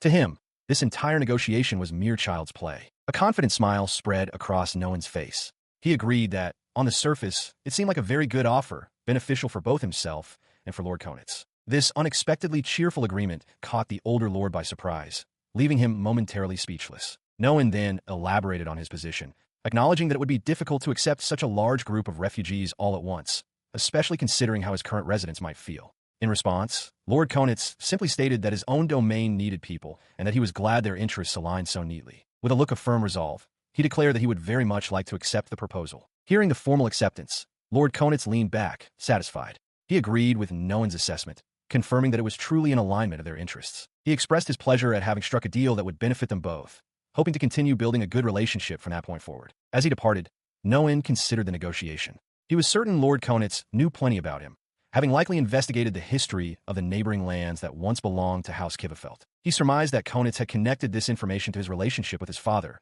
whose scandals were quite famous, particularly the fact that Noan was the illegitimate son of a servant, born before the earl, took a lawful wife. Matilda, sensing his unease, grew worried, questioning if this meant Conit might spread rumors about his background. Back in his study, Lord Conit swirled a drink, reflecting on the meeting. He had initially written Noan off as just another of Count Kivifeld's embarrassing bastards. However, he now conceded that the illegitimate son appeared far more capable than his father. Noan, for his part, had affirmed that the offer was indeed very good for them both, pleased that their interests aligned so neatly. His thoughts continued, analyzing Noan's approach. Conit realized the young man had read his situation perfectly, understanding he was short on subjects. Instead of framing it as a favor that would indebt Conit, Noan presented the deal as a simple alignment of mutual interests. He further noted that despite this tactical advantage, Alquist never tried to place himself in a superior position. The young lord knew his proper place. Holding a document bearing Noan's name and crest, Conit made a decision. He would have to revise his opinion of Noan Alquist upward. Elsewhere, the tension of the day seemed to hang heavy in the air, manifesting as a palpable wave of exhaustion. The source of this feeling was Noan himself, whose composed facade had completely crumbled. His eyes were wide with shock as he admitted to being super nervous. He frantically grabbed Matilda, exclaiming how bad it had been and insisting she check his trembling knees. Looking at his panicked state, she remarked that he looked just like a baby deer. He lets out a long sigh of relief, slumping in his seat. Matilda, standing nearby, remarks that he didn't look nervous at all. Noan admits that if that's how it appeared, then he is relieved. He thanks her and asks for some water, glad that the negotiations concluded successfully. He notes that gaining 31 people is a godsend, especially when they are so short-handed. With the matter settled, Noan give the order to head back to the domain right away and begin preparations to welcome the newcomers. An affirmative cry echoes in response. Sometime later, he stands before the group of weary travelers. Holding up a banner with his family crest, he formally introduces himself as Noan Alquist, the lord of these lands, and welcomes them to his domain. His attention then settles on a young man with a worn expression, asking if he is the group's representative. The man confirms, introducing himself as Edgar and explaining that he was the heir to the village chief's family. Looking at the young man with empathy, Noan asks if he would be willing to share what happened to them. Edgar solemnly agrees. He begins his story, recounting how they lived in a frontier settlement but were caught in a conflict. First, the local lord's manor was attacked, followed by their own village. With no one left to rely on, they fled north in search of a new home, eventually reaching Lodberg. Edgar's face twists with pain as he continues. He explains that while some villages along the way took in families with small children, many others could not survive the long journey and the starvation. He gestures to the small crowd of survivors, stating that when they first fled, they were a group of more than 50. Now this is all that is left. With a grim finality, he reveals that his father and the other village elders fought to buy them time to escape and were likely wiped out. He concludes with the devastating admission that they have nothing left. As Edgar finished his tale, Noan looked upon the grieving refugees, their sorrow a palpable weight in the air. A realization struck him. This wasn't just about manpower. These people were trapped in bitterness, just as he had been. They deserved a chance at happiness, and he resolved then and there to give it to them. This commitment to their well-being, however, was not without risks, a point his companions had recently raised during a carriage ride. Yuri had voiced concern that someone might try to strike at Count Kivefeld by targeting Noan. Though Noan dismissed it, Mike countered, reminding him of their own past and warning that high nobles could be dangerously bored. He conceded that, at the very least, he might become fodder for gossip. But in that moment, such concerns were far from his mind. His voice raw with emotion, he shouted to the stunned refugees that he wanted all of them to be happy. He pleaded with them to start a new life as people of the Alquist territory, vowing as their lord to do whatever it took to make that a reality. He extended a hand, his gaze sweeping over the crowd. He declared that from this day forward, they would all walk a path together, to live happily within his lands. His heartfelt plea shattered their collective grief. The refugees surged forward, surrounding him with emotional cries of Lord Noan. They thanked him profusely, admitting they had thought their lives were over and vowing to never forget his kindness. He, however, was completely unprepared for such a direct outpouring of emotion. He froze, stiff as a board. Matilda, noticing his state, called out in concern, asking if he was all right. Internally, he confessed he was absolutely not okay. He struggled for a response, but his servant was lost in her own wave of emotion. With tears in her eyes, Matilda expressed how glad she was that he was there, thanking him sincerely. Faced with her earnest tears, Noan was utterly flustered. The combination of their gratitude and Matilda's tears was too much. He inwardly screamed at how insanely embarrassing the entire situation had become. Unseen by him, Matilda closed her eyes, quietly savoring her master's emotional growth. Watching the scene from a short distance, two of his mercenaries shared an observation. The bald warrior noted with a chuckle that their lord talks at length about wanting to be adored, but gets shy the second it actually happens. His companion agreed, remarking that they truly have an amusing master, just as the refugees began joyfully tossing a mortified Noan into the air. The bald warrior continued to watch the celebration, a fond, knowing smile on his face. A young woman in a military uniform observes someone with a warm smile, noting how incredibly happy they look. Yet a single word hangs in her thoughts, but the scene shifts to an internal reflection, where Noan considers the dangerous path he walks. He understands that revealing the truth about his birth would mean spreading his father's scandal, an act equivalent to picking a fight with the powerful House Kivefeld. The uniformed woman continues this line of reasoning aloud, expressing her belief that even Viscount Conit would want to avoid pointless disputes between nobles. Therefore, she concludes, he is not going to move against Noan. Others remark on the complicated world of the nobility, filled with scandals, pride, allies, and enemies. Despite her assessment, Noan's expression is one of grim resolve. He believes that if he can succeed as a ruling noble, true happiness awaits him. With a smirk, he vows to play his cards right, all for the sake of getting revenge on his father. The scene transitions to the imposing stone walls of the city. A voice notes their arrival at Lodberg and suggests they sort out their shopping assignments for the day. As Noan, Matilda, and their golem proceed, their path is suddenly blocked. The same uniformed woman from before stands before them, her demeanor now stern and official. She addresses Noan as Lord Alquist, informing him that by order of Lord Arnold Conit, they are to be escorted to the manor for an immediate audience. Inside the manor, Noan comes face to face with the powerful Lord Arnold Conit. The older nobleman's gaze is sharp and assessing. An aide announces Lord Alquist's arrival. While Noan meets with the lord, his entire retinue, Matilda and the mercenaries of the Crimson Sword, wait in the antechamber. Lord Conit silently reviews the intelligence he has gathered. He recalls that Lord Alquist arrived 3 months ago with only a single attendant. According to the latest reports, his subjects still number fewer than 10, leaving him critically short on manpower to clear the forest or accomplish much of anything. The refugees are overcome with emotion, one exclaiming that they never dreamed of owning their own land after what happened in their last village. Noan Alquist, a gentle smile on his face, confirms their hopes are real, announcing that all 31 new residents will be granted farmland. Nearby, Matilda observes to the bald mercenary that everyone is overjoyed. Elsewhere, the female knight from Lord Conit's retinue addresses the refugee leader directly. Edgar, she calls out, and he responds with a simple yes. She continues, questioning him. As the son of village chief who received an education, she asks if he understands the true meaning behind Noan granting them this land. Startled, Edgar affirms that he does and vows to meet her expectations by supervising the others diligently. He bows deeply in acceptance of his new role.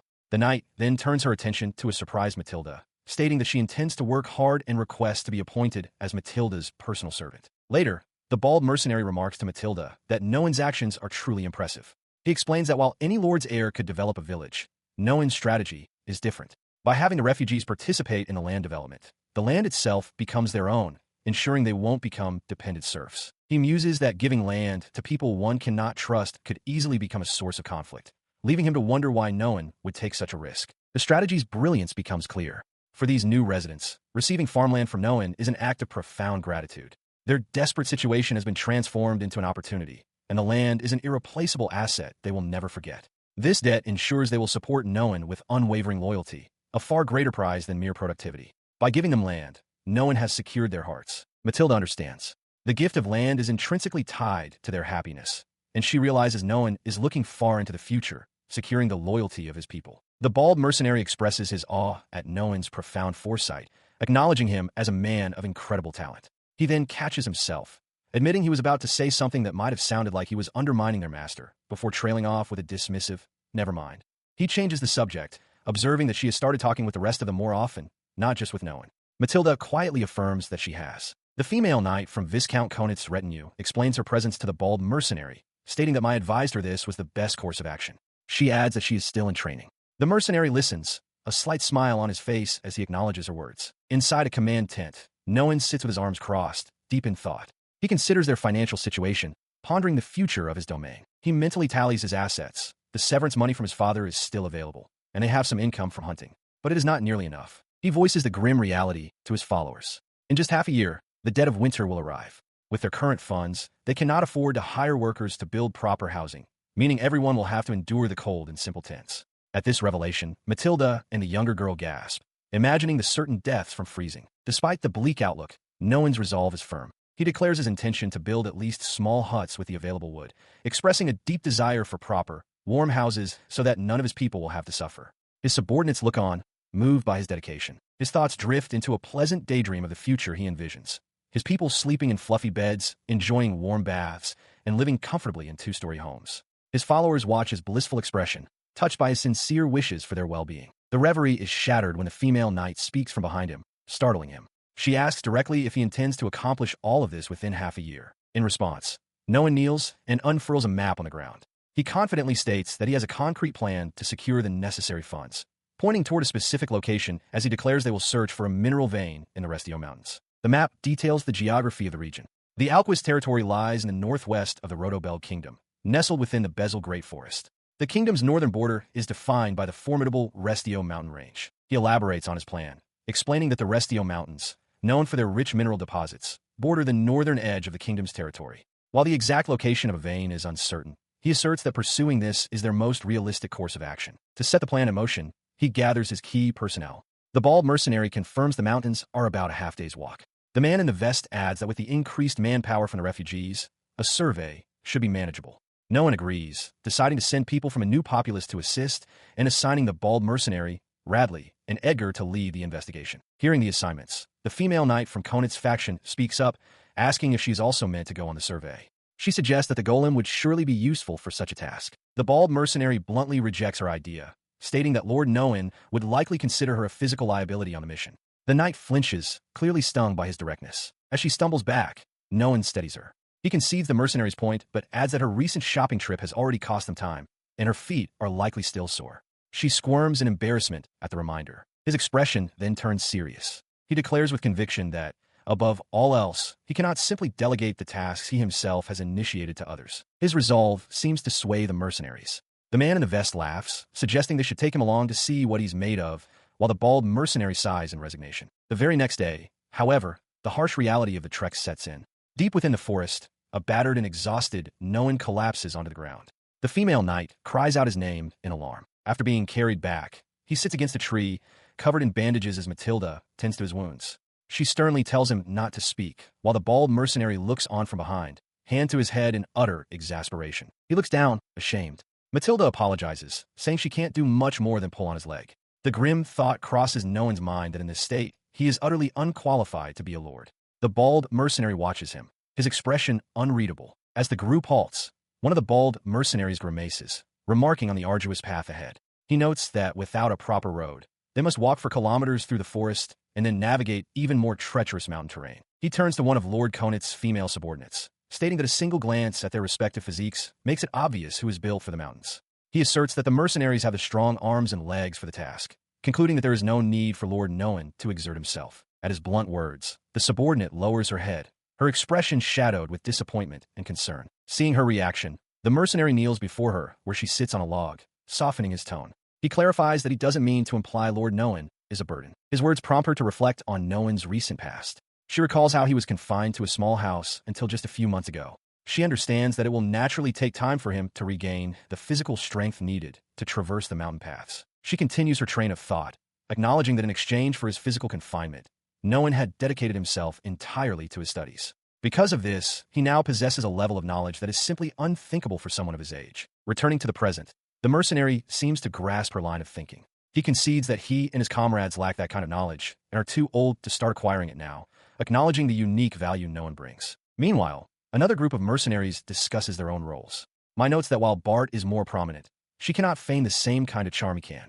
Radley simply states that it's a matter of putting the right person in the right place. The bald mercenary continues, his voice firm with conviction. He explains that seeing their lord, Noan, strive to lead from the front inspires them to follow. He declares that the mercenaries trust Lord Noan completely and asks that she and the others trust them in return. His declaration hangs in the air.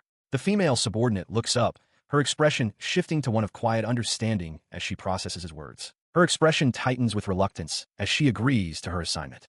All right, I'll stay behind this time, she concedes. As she resigns herself to the task, Matilda embraces her from behind, expressing her own happiness. The subordinate, however, internally laments the decision, thinking that she wanted to accompany the main group to provide intellectual support. Meanwhile, at the expedition site, Yuri and his mercenaries survey the rocky terrain. He mentions that he can use a bit of magic, just as one of his men calls out to Lord Noan. The call reaches Noan, who is now sitting up and recovering. He asks Maya if she can hear it, and she confirms that Yuri's voice is coming through clearly in her mind.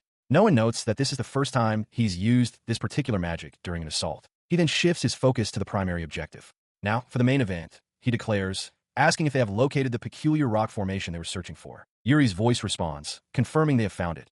A section of the rock face is stained a distinct blue.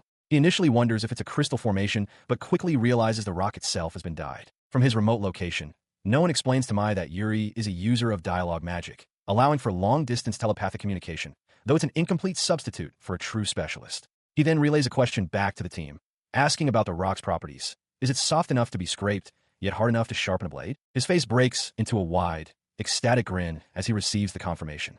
I did it, he shouts. The mercenary's voice confirms the rock's texture and asks for the next order. Overcome with excitement, no one apologizes for his outburst and instructs them to bring back a sample, certain that his prediction is correct. He claps his hands together with triumphant finality, envisioning the raw lapis lazuli ore. This, he declares, is a massive discovery that will bring immense wealth to their domain. In a memory from his youth, no one recalls his mother, Violet. She was like a ghost in the Kivefeld household, disliked by the main wife and forced to live surrounded by luxurious goods, fine clothes, exquisite food, and expensive furniture sent from her wealthy merchant family. To avoid becoming a target of jealousy, she had to have difficult, serious conversations with her young son. Among these possessions were ornaments made from polished lapis lazuli and paintings created with a rare, high-priced pigment made from the powdered gemstone. His mother, he remembered, was particularly fond of lapis lazuli. The knowledge she imparted to him, how to appraise such items, how to recognize their quality, and how their value would skyrocket when processed in a pigment, became deeply engraved in his mind. Returning to the present, he presses a large, rough chunk of that very stone to his cheek. A bittersweet smile forms on his face as he thanks his mother, realizing that those painful days of his past now feel almost precious. He turns to a concerned Matilda and Mai, apologizing for worrying them. With a confident grin, he reassures them that thanks to this lapis lazuli, they no longer need to be concerned about their development funds. He explains that the stone Yuri and his team brought back, at its current weight, is worth about a commoner's entire annual income. Both Mai and Matilda are stunned into silence. No one adds that while its value will change once it's sold, it's more than enough for their needs, prompting Mai to remark on how incredible that is. Mai covers her mouth, her mind racing with possibilities. She muses aloud about all the things they could afford with such a large sum of money. A house with a second floor, a fluffy bed, a proper bath. Her practical list leaves no one momentarily speechless. His shock gives way to a wide, joyous grin. He realizes she's right. Their dreams can truly begin to expand. He holds up a framed illustration of a grand manor, a symbol of their new goal. A new chapter in their lives, beyond the walls of their past, is about to begin. Sometime later, Yuri reports on the outcome of his negotiations with the Miles Trading Company regarding the lapis lazuli. Noan, beaming with success, flashes a victory sign and declares that it went incredibly well. He recounted the details of his negotiation, explaining that while he was indeed interested in gemstones, his initial approach was a deliberate ruse. The merchant, Benedict, had assumed Noan was merely a penniless noble trying to act important, a miscalculation Noan encouraged to gain the upper hand. The merchant, while intrigued by the lapis lazuli, admitted to himself that he lacked the specialized knowledge to properly appraise it. He pondered the price difference between the raw stone and a processed one, unaware that this was precisely the line of thinking Noan had intended to provoke, preventing an immediate lowball offer. With a confident smile, he then corrected the merchant's assumption. He wasn't there to buy, he was there to sell. The revelation that he possessed the very lapis lazuli they were discussing stunned Benedict, and with the negotiation turned completely in his favor, the deal was swiftly concluded. From that point forward, the transaction proceeded smoothly, resulting in the sale of the raw stone for a handsome price. His planning didn't stop there. He also informed his companions that he had spoken with Viscount Conit, who had subsequently introduced him to a mining technician. Hearing this, Mai privately wondered about the wisdom of involving the Viscount in so many different aspects of their affairs, even as Matilda affirmed her trust in her master's judgment. Matilda then eagerly asked about their next destination. No one announced their plan. Benedict had recommended a reputable construction company, and they were heading there to consult about building housing in the Alquist territory. Inside the firm, he laid out his ambitious project to the foreman. He needed houses for 13 commoner families built before the coming winter, with plans to expand further. To expedite the process, he offered the use of his golem for heavy labor, a proposal that visibly startled the man. When asked if such a timeline was feasible, the foreman regained his composure. With a confident smile, he assured them that with sufficient manpower and resources, the job could be completed with time to spare. However, he raised a single, critical point. The project required a dedicated supervisor. He knew of one person who was unexpectedly available, but his hesitation suggested a complication with this particular candidate. He finally reveals the identity of the available supervisor, stating plainly that the individual is a beast man. Following this, a powerfully built man with canine ears and a prominent scar on his cheek is presented.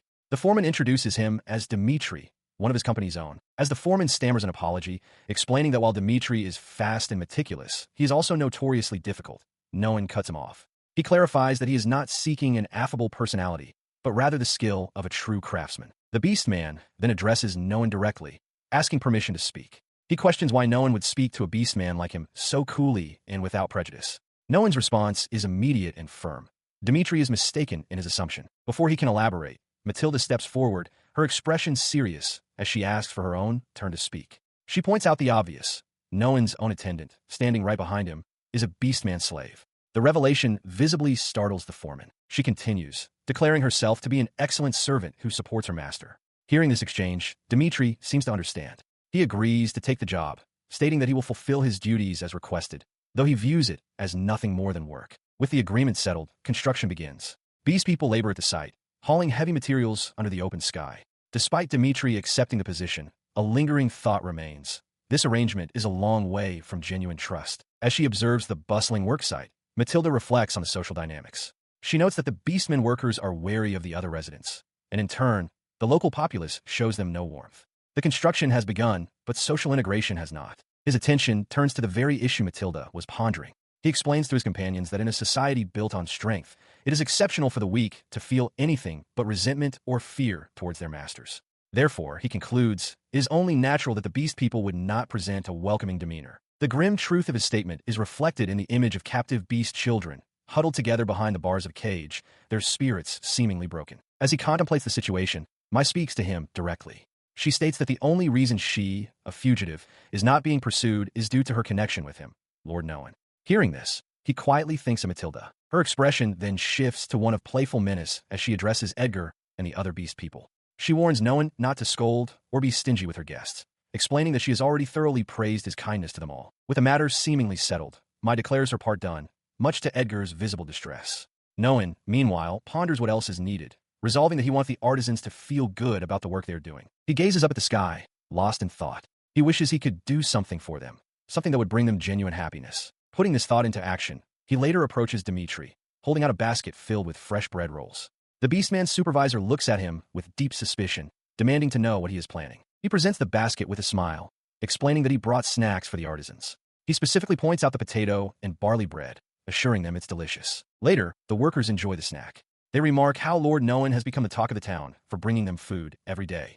One expresses happiness at the news, but another quickly clarifies that the gossip is not entirely positive. Dmitri, however, does not share their sentiment. He confronts Noan, his voice laced with resentment, asking if he is trying to tame the beast people with food as if they were animals. His voice rises with frustration as he declares that no matter how much others look down on them, beast people have their pride. As Noan calls out his name, Dmitri takes a large, aggressive bite of the bread. In response, Noan holds out a piece of the bread toward him, his gaze steady and earnest. He states plainly that a person's race has nothing to do with the fact that they are working hard. His words hang in the air, leaving the beastman's supervisor, Dmitri, hunched over in silent contemplation. Mai watches him, a container of food still in her hands, as the weight of the moment settles. Finally, Dmitri raises his head, his expression one of weary resignation. He admits defeat, stating that while he has absolute confidence in his own arm, he will entrust the construction of the domain's houses to Noan, acknowledging his capability. With the matter settled, Noan asks if he is satisfied. Dmitri, now standing with his arms crossed, affirms that he is. He declares that with this, the Alquist domain can finally begin to live in a truly civilized manner. Sometime later, Mai and Matilda stand together, looking out over a cleared plot of land. Mai turns to Matilda, a soft smile on her face, and tells her she is wonderful. Matilda simply affirms her statement. Their gaze then lifts to a grand, newly established mansion. Matilda explains that this is a splendid residence, one truly befitting Lord Noan. Inside, signs of domestic life begin to appear, with baskets of laundry ready to be washed. The new comforts are a welcome change. Mai sinks into a warm bath, sighing that it feels like heaven. As she relaxes, Matilda gently washes her back, the two of them enjoying a long-awaited moment of peace. She reminisces aloud, asking Matilda if she can believe that only half a year ago they were living in tents. Mai reflects on how their dreams are slowly coming true, and Matilda quietly agrees, her thoughts on Lord Noan. With a bright, heartfelt smile, Mai declares her unwavering loyalty, promising to follow Lord Noan's dream wherever it may lead. She then turns her gaze fully to Matilda, her expression softening as she thanks her for everything, telling her she loves her. Under the starry sky, the new mansion stands as a symbol of progress. A new question arises. With this foundation laid, What dream shall they strive to make a reality next? In the territory of Revik, a young woman named Anna sits reading by moonlight. She explains that she helps out at her family's shop. Observing from a distance is a subordinate of Lord Conit's. She notes that Lord Noan has been a regular customer for over half a year. She recalls how it used to be just him and Matilda, but now he has taken in refugees and is building houses for them. Back in the shop, Anna sighs wistfully. She has never once stepped outside of Revik. Hearing stories of Noan's travel strengthens her desire to see the outside world, a world she has only ever encountered in books. Her daydream is suddenly shattered by a voice shouting her name, asking for help, causing her to jump with a start. She calls back in affirmation, but her gaze lingers on a large tome. A somber realization settles over her. Her life is already decided, destined to be lived out entirely within this town, within this very house. Elsewhere, at a newly constructed house, Mai thanks the bald mercenary for building their home first. He brushes it off as nothing important, explaining that while the other houses are nearly finished, he had to prioritize the home for her and their leader. He falls into a thoughtful silence, his expression serious as he contemplates something concerning her. His thoughts are interrupted by the sudden appearance of their leader. Yuri, Mai says, surprised, as the bald mercenary turns with a start. Seizing the moment, he kneels before Mai. Looking up at her with earnest resolve, he asks, Mai, will you marry me? His sudden proposal leaves Mai utterly speechless. Her comrades look on, equally stunned, as she stammers, unable to comprehend the abrupt turn of events. Despite her initial shock, a deep blush spreads across her face. As his hands gently cup her cheeks, she gives her answer, not to him, but to someone just beyond him. Yes, she whispers, let's be happy together, Yuri. The entire mercenary group erupts in celebration. Plans for a wedding are immediately thrown about, with suggestions for a grand ceremony and a magnificent party to celebrate the couple's happy day. The bald mercenary chides Mai for being overly sentimental, while the others cheer. With the decision made, they resolve to begin preparations at once. However, reality is often cruel. Meanwhile, Noan Alquist finds himself buried under a mountain of administrative duties. The scale of his project is immense, managing the lapis lazuli mining operation, handling the ever-increasing funds, renewing contracts, organizing assets, creating budgets, and using golems for pioneering work.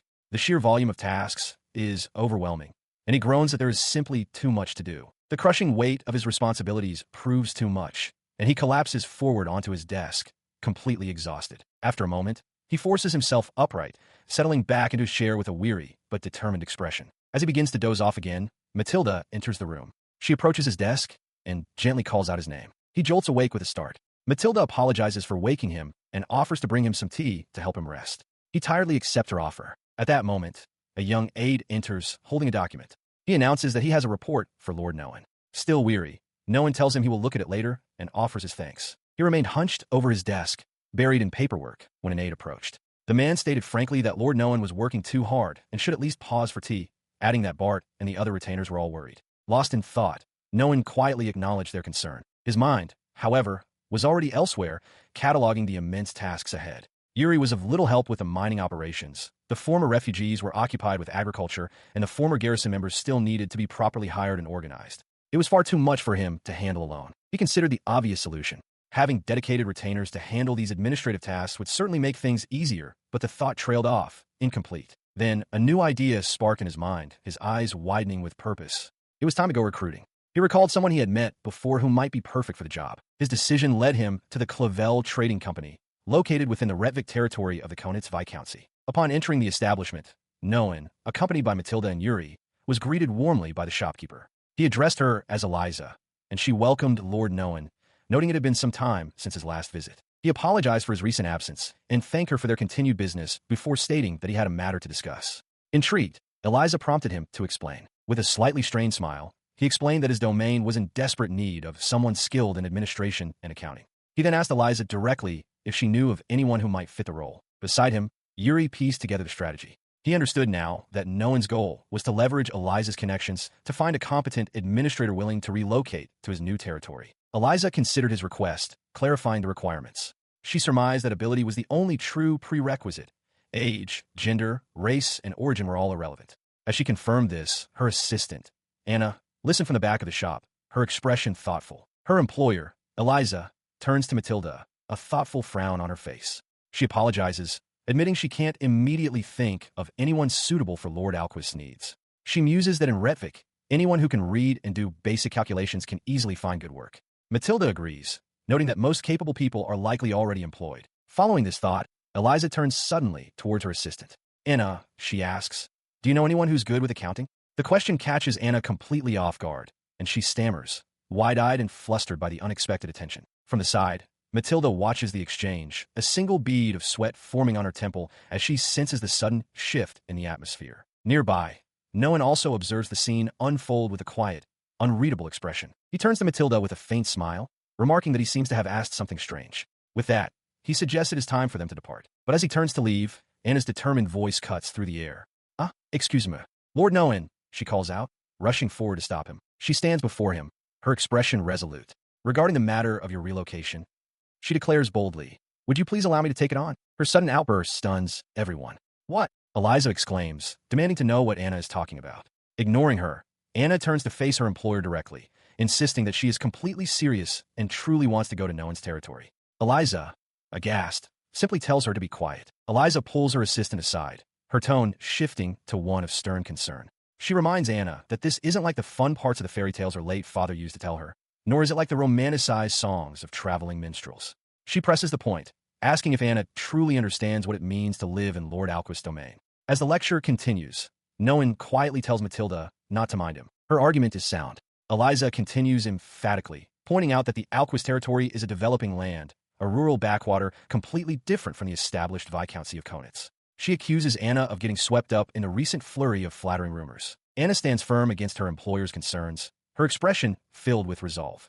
She acknowledges she understands the situation, but insists this is a once-in-a-lifetime opportunity. Having lived her entire life in Revik as a merchant's daughter, a path chosen for her since birth, she sees this as her first and last chance to decide her own fate. She pleads with Eliza, whom she calls mother, to allow her to live her life as she wishes, just this once. Her heartfelt plea strikes a chord. Eliza covers her face, letting out a long, defeated groan. Seeing this, Anna's expression brightens with hope. Eliza, wiping a tear from her eye, concedes. She admits that if Anna is so determined to go, she won't stand in her way, remarking on how mature and strong her young charge has become. She agrees to let Anna go, but on one condition. Anna must first speak with Lord Noan and gain his approval. She urges her to wait and listen to what he has to say. Overjoyed, Anna thanks her profusely. Meanwhile, as they travel, Matilda asks Noan why he didn't consult with Anna before accepting her offer, observing that he seems quite pleased with the outcome. He admits that while he never intended to involve Anna, he has always been interested in the world beyond his own sphere. He smiles, explaining that in these situations, a person's own will is the most crucial factor. He is pleased that Anna herself is choosing to take this first step. He continues, revealing that this is also for Anna's sake. After mustering the courage to apply for the relocation, she deserves more than just a place to live. Unlike the other former refugees, Anna has a home she could return to, so simply providing shelter isn't a sufficient reward. He feels he must give her a greater blessing, though he acknowledges this is only one facet of his reasoning. He concludes with a confident smile, stating that all of this is necessary to forge a bond of love between himself, as the Lord, and his people. A short while later, a voice asks if something is the matter. No one replies that it's nothing, simply noting that the work ahead will now be considerably easier. Several days later, the scene is set. Anna, looking weary but resolute, approaches Noan's desk. He is nearly buried under towering stacks of documents. She presents him with a finished pile, reporting that she has completed her first review of the materials. She watched as Noan reviewed the documents she had prepared. His initial skepticism melted away into genuine surprise. He declared her work perfect, admitting it was far better than anything he could have managed himself. A quiet sense of accomplishment washed over Anna as she realized she had proven her worth. Her quiet satisfaction blossomed into a radiant, confident smile. Noan, looking up from the papers, expressed his relief, telling her he was glad she had come and that he was counting on her from now on. With renewed determination, Anna clenched her fists and promised to give it her all. At the head of a long table, surrounded by his most trusted retainers, Lord Noan Alquist formally calls the executive meeting to order. The first to report is Yuri, the mining operations manager. He confirms that the month's lapis lazuli extraction proceeded without any problems and adds that the mining technicians have submitted a proposal to move into the territory to begin full-scale development. He is followed by Pence, the manager of public order, who reports a quiet month among the citizens. Radley, in charge of patrols, concurs, stating that the surrounding area has also been peaceful, his main duty having been to settle minor disputes. Next, Edgar, the agriculture manager, presents his proposal for the upcoming year's farming plan. He declares that their primary objective is to increase the potato harvest and that he has compiled summaries for various other crops as well. His report is followed by one from Bart, the manager of foreign affairs and intelligence. Bart states that he investigated the situation in Revik and learned that a subjugation force is being assembled to deal with the Eastern Orc nobles. Mai then adds that the potato recipes developed by each household have been shared among the community, and research into unknown foodstuffs is ongoing. Following them, Anna, the finance and administration manager, presents her findings. With a confident smile, she reports that she has compiled the data on food types and stockpiles, assuring everyone that they can make it through the winter without issue. She concludes by asking Noan to review the budget proposal for the next year. He listens to all the reports with a satisfied smile. Noan notes that there have also been requests for new housing from Dmitri and the other beast person craftsmen, concluding that as long as such demand continues, he is pleased. As the meeting continues, with his vice commander Matilda diligently taking notes, Noan reflects on the value of these regular sessions for sharing information. He then addresses the room, asking if there are any final proposals to be made. In response, Matilda raises her hand. She addresses Lord Noan directly, proposing that since the residential area is developing so well, it is time to give the land a proper, official name. Her proposal is met with thoughtful consideration. Bart remarks that the current name, Alquist's Residence, is rather difficult to say. Mai agrees that a proper village name would be more convenient for external dealings, and Edgar concurs that they should proceed with deciding on an official name. Noan Alquist considered the proposal, his hand resting on his chin. He acknowledged that as the territory developed, it would eventually need to be called a domain, but a name was not something that could be decided so quickly. His contemplation was interrupted by Matilda, who eagerly stepped forward.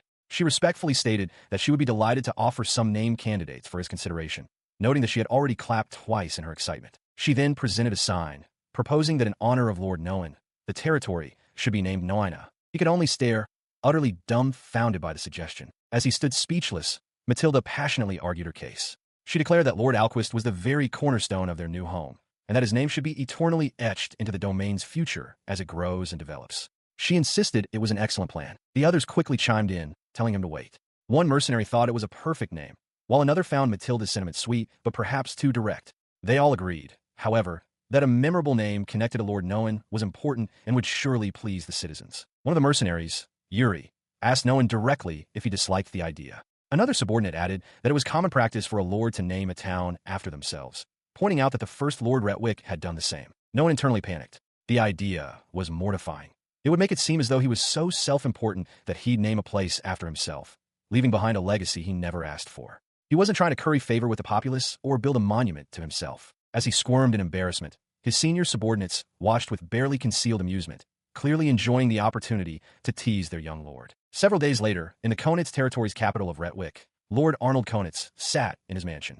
He turned to an aide and inquired about the status of the exiled Alquist. He sits across from his subordinate, his expression stern as he asks about her visit. While stating he has something to tell her, he internally questions the purpose of her sudden appearance, sensing it is more than a casual report and remaining on guard. In response, she flushes with deep embarrassment, explaining that she came to report that their first territory has officially been named. With extreme reluctance, she presents a sign that reads named, Noina, stammering out the new title, Lordship, Noina. He calmly asks if that is the only reason for her visit. She confirms that it is, averting her gaze as she admits to feeling quite embarrassed by the whole affair. The scene flashes back to a moment of consolation, where the bald mercenary Yuri places his hands on a distraught Noan's head, apologizing to his lord. The collective sentiment of the territory's people echoes through the memory. They all feel that Lord Noan gave them a new way of life and renewed hope when they were at their lowest. Because of their immense gratitude, they unanimously agreed that the land must bear his name. Returning to the present, the subordinate explains that the name was strongly requested by the retainers, recalling Noan's mortified reaction. Lord Conit observes this, a small smile playing on his lips as he notes how childish Noan's expression was, before concluding that it is a good name. His smirk widens, clearly finding amusement in the situation. Realizing he is an adult who enjoys teasing others, his subordinate erupts, shouting that she's being made fun of. As she fumes, her light-haired colleague arrives with a cheerful smile, asking if her report is finished. The flustered subordinate dismisses her, muttering that it's fine now. In the distance, Noan is seen walking near the main estate. She turns to leave, still blushing, and urges her colleague to hurry so they can return to Noan, wondering aloud if preparations for a celebration are already underway. The scene confirms her suspicions, revealing the lordship Noina Plaza in mid-December. The square is filled with people and adorned with festive banners, the site of the largest celebration in the Revik kingdom. Amidst the fluttering banners of a grand festival, lavish feasts are laid out for all to enjoy. Mai observes that while every household in the city is celebrating, the villages have prepared their own grand banquets. Noan Alquist, walking beside her, admits with a sense of awe that this is the first time in his life he has ever witnessed such a joyous spectacle, having been isolated for so long. Their attention then turns to Yuri, the bald mercenary. Mai calls out to him, remarking how well his formal attire suits him, and Noan agrees it was a fine choice. Yuri, adjusting his cravat with a smile, notes that while the scale of the festival is unusual for a small farming village, it is an impressive sight. He glances aside, thinking to himself that his partner for the day is a perfect match. He stands beside his bride, a fellow mercenary now adorned in an elegant wedding gown, with dark roses woven into her hair. As they proceed, flower petals rain down around them, a beautiful and celebrated pair. The crowd, including a delighted Matilda, erupts in cheers, shouting congratulations for the wedding. Above the celebration, the festival banners continue to dance in the wind. Amid the bustling festivities, the bride pauses for a quiet moment, observing her reflection in a polished surface as my stands nearby. Her contemplation is interrupted by Matilda, who approaches with a warm smile. She congratulates the bride, telling her how beautiful she looks and how well the dress suits her. The bride offers a simple word of thanks. She smiles, but her thoughts drift back to the beginning of the year. She reflects that she never could have imagined becoming a bride and having a home. Her gratitude towards Lord Noan is immense. She feels that no matter what she does, she can never fully repay him. Believing that Noan would also be happy for their joy, her thoughts crystallize into a question. She turns to Matilda, her expression serious, and asks if she can pose a question. She looks at her directly, her voice steady. "Matilda," she begins, "are you not going to marry Lord Noan?" She listens as the bride continues, observing that it's plain for anyone to see that they are in love. The bride suggests that if Matilda truly desires it, she should ask to be freed from her servitude and become Lord Noan's official wife. In response, Matilda's expression hardens slightly. She clarifies that her current status is by her own choice, explaining that she was the one who previously asked Lord Noan to allow her to remain his slave. To illustrate her point, she pulls back her long hair, revealing a circular crest branded onto the back of her neck. She states plainly that she is a beast person, and this slave mark can never be erased. The weight of this status hangs over her like inescapable chains. She explains that if she were not to become Lord Noan's wife, she would only become a hindrance to him as he continues to live and rule as a noble lord. She continues, describing the harsh reality of their world. Discrimination against beast people is rampant in their country. She cannot imagine the terrible fate that would await a former slave who dared to marry a lord. Hearing this, the bride's expression softens with regret, and she apologizes for her thoughtless remark. Matilda, however, states that everything she has said so far is merely the superficial reason for her decision. She then reveals her true desire. She genuinely wants to be Lord Noan's slave. All her memories of happiness are from her time serving him, and she remembers the profound sense of peace she felt by his side. Her mind drifts back to a past conversation. Lord Noan, as a noble, has a duty to eventually marry a woman from another noble house. Even so, he promised Matilda that he would keep her by his side for the rest of her life. Because of this promise, she feels she doesn't need to be his everything. She is content with the special position she has been given, believing that from there, she can serve him and receive his affection for her entire life. Her explanation complete, she stands silently beside the bride. A quiet understanding seems to have passed between them as they both look out at the ongoing festival. As she processed Matilda's words, the mercenary bride's mind flashed with images of her own smiling comrades, a woman with short, dark hair, another with reddish-brown hair, and a man in a vest, all sharing a moment of camaraderie. Her gaze then returned to the woman before her, studying Matilda's composed expression. A gentle, contented smile blossomed on Matilda's face, her eyes sparkling with a quiet inner peace. Seeing this, the bride came to a quiet understanding. She realized that Matilda was genuinely happy as she was now, and that this happiness was not fleeting. She then spoke aloud, acknowledging that while their relationship wasn't a conventional one, she liked it. She affirmed that this happiness belonged to Matilda alone, and no one had the right to interfere. She concluded with a wish for both of them to continue living alongside the people they love. Time passes. In the year 221, the seasons turn. The last days of winter finally come to an end as snow melts on the mountain peaks. Amidst the budding trees, a lone figure in a hooded cloak walks onward. The long-awaited spring was about to arrive. In a bustling marketplace, a young man with small horns hunches over a crate of fruit, his expression pained. He reflects on a harsh truth.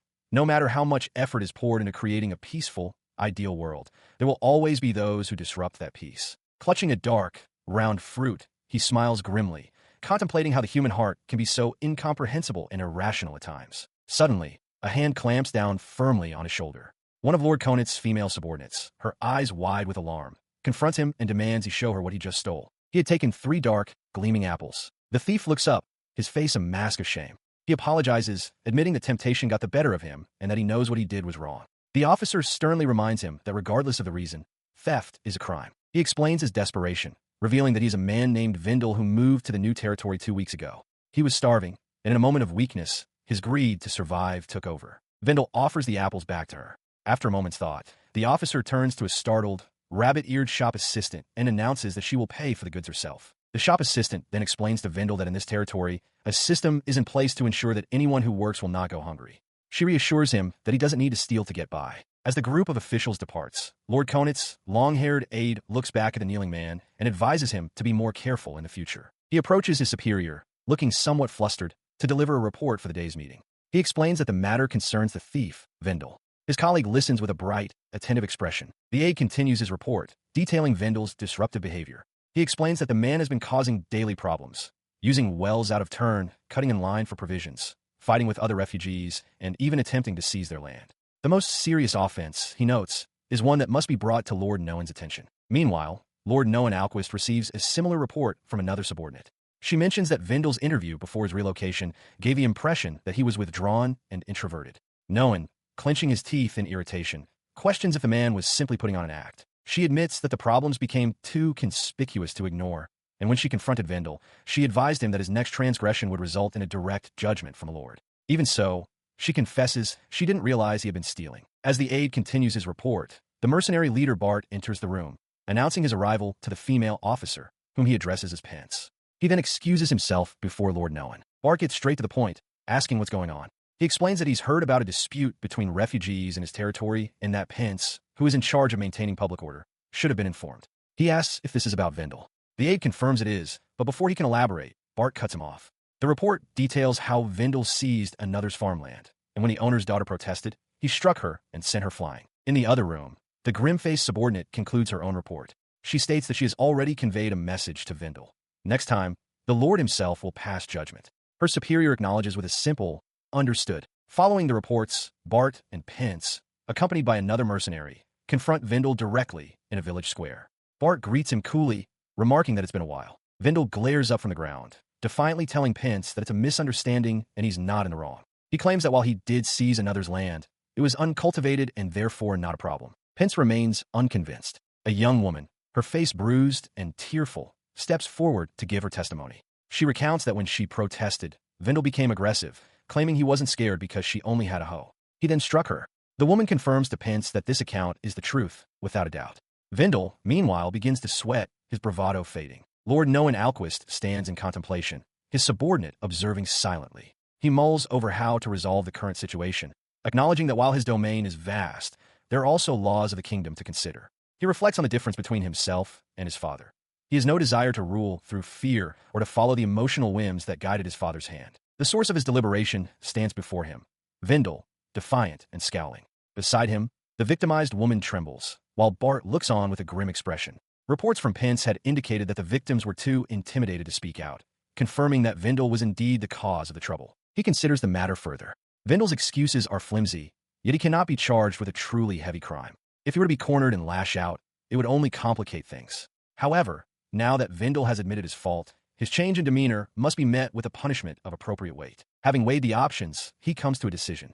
With a steady gaze, he prepares to deliver his verdict. All right, he states firmly, I will now pass judgment. He addresses Vendel, who now sits on the ground before him. He explains that while Vendel may not have directly harmed anyone, the fact that he caused damage remains unchanged. Furthermore, he has caused trouble repeatedly without showing any signs of improvement. Therefore, the punishment will also serve as a penalty for his overall conduct. The sentence is then declared. For the crimes of trespassing on another's land and minor assault, Vendel is to be punished by caning. He continues, explaining his reasoning directly to the young man. Vendel, you are my subject, a citizen of my domain. I have a responsibility to protect you. However, I also have a duty to protect all the people of this territory. With the judgment rendered, the punishment is carried out. Noan stands over Vendel's bruised back, telling him that if he wishes to be protected, he must stop causing such incidents. He asks if he understands. Through gritted teeth, Vendel affirms that he does and that he will stop. His duty fulfilled, he turns to the victims, who are kneeling nearby. He apologizes, admitting that it was his own inadequacy that allowed them to experience such fear. The women look up, stunned that a lord would offer them an apology as he walks away. He then issues further instructions to his men. They are to call a doctor for Vendel to ensure his wounds do not leave permanent scars.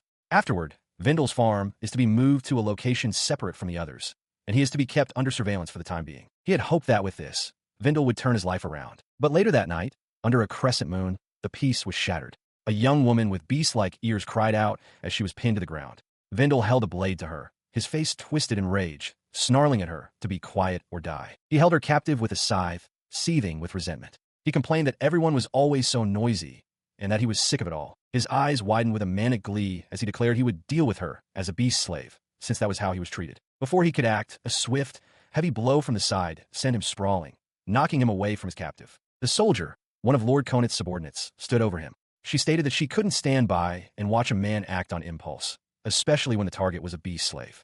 She admonished him for his disgraceful behavior in front of Lord Noan. She reported to Lord Noan that her attitude was quite different from before. She had placed Pence on watch, just in case. She then turned her attention to Vendel, noting that he would surely commit another crime and create more victims. Lord Noan looked down at the kneeling Vendel, his expression grim. He stated that he could not wait for Vendel to change his ways, nor could he risk the safety of all his other subjects for one man's sake. A ruler who would do such a thing would not be tolerated. Therefore, he sentenced Vendel to exile. Vendel looked out at the vast wilderness before him. He mused that being exiled for something so minor seemed like an overreaction. He turned back to the group, escorting him. He complained that it was a huge overreaction for a slave, especially a beast person slave. He had only wanted to find a quiet place to live, but now the Lord's displeasure was forcing him out. He questioned if they understood his reasoning. As he is led away into the woods, the exiled man listens as Lord Noan speaks.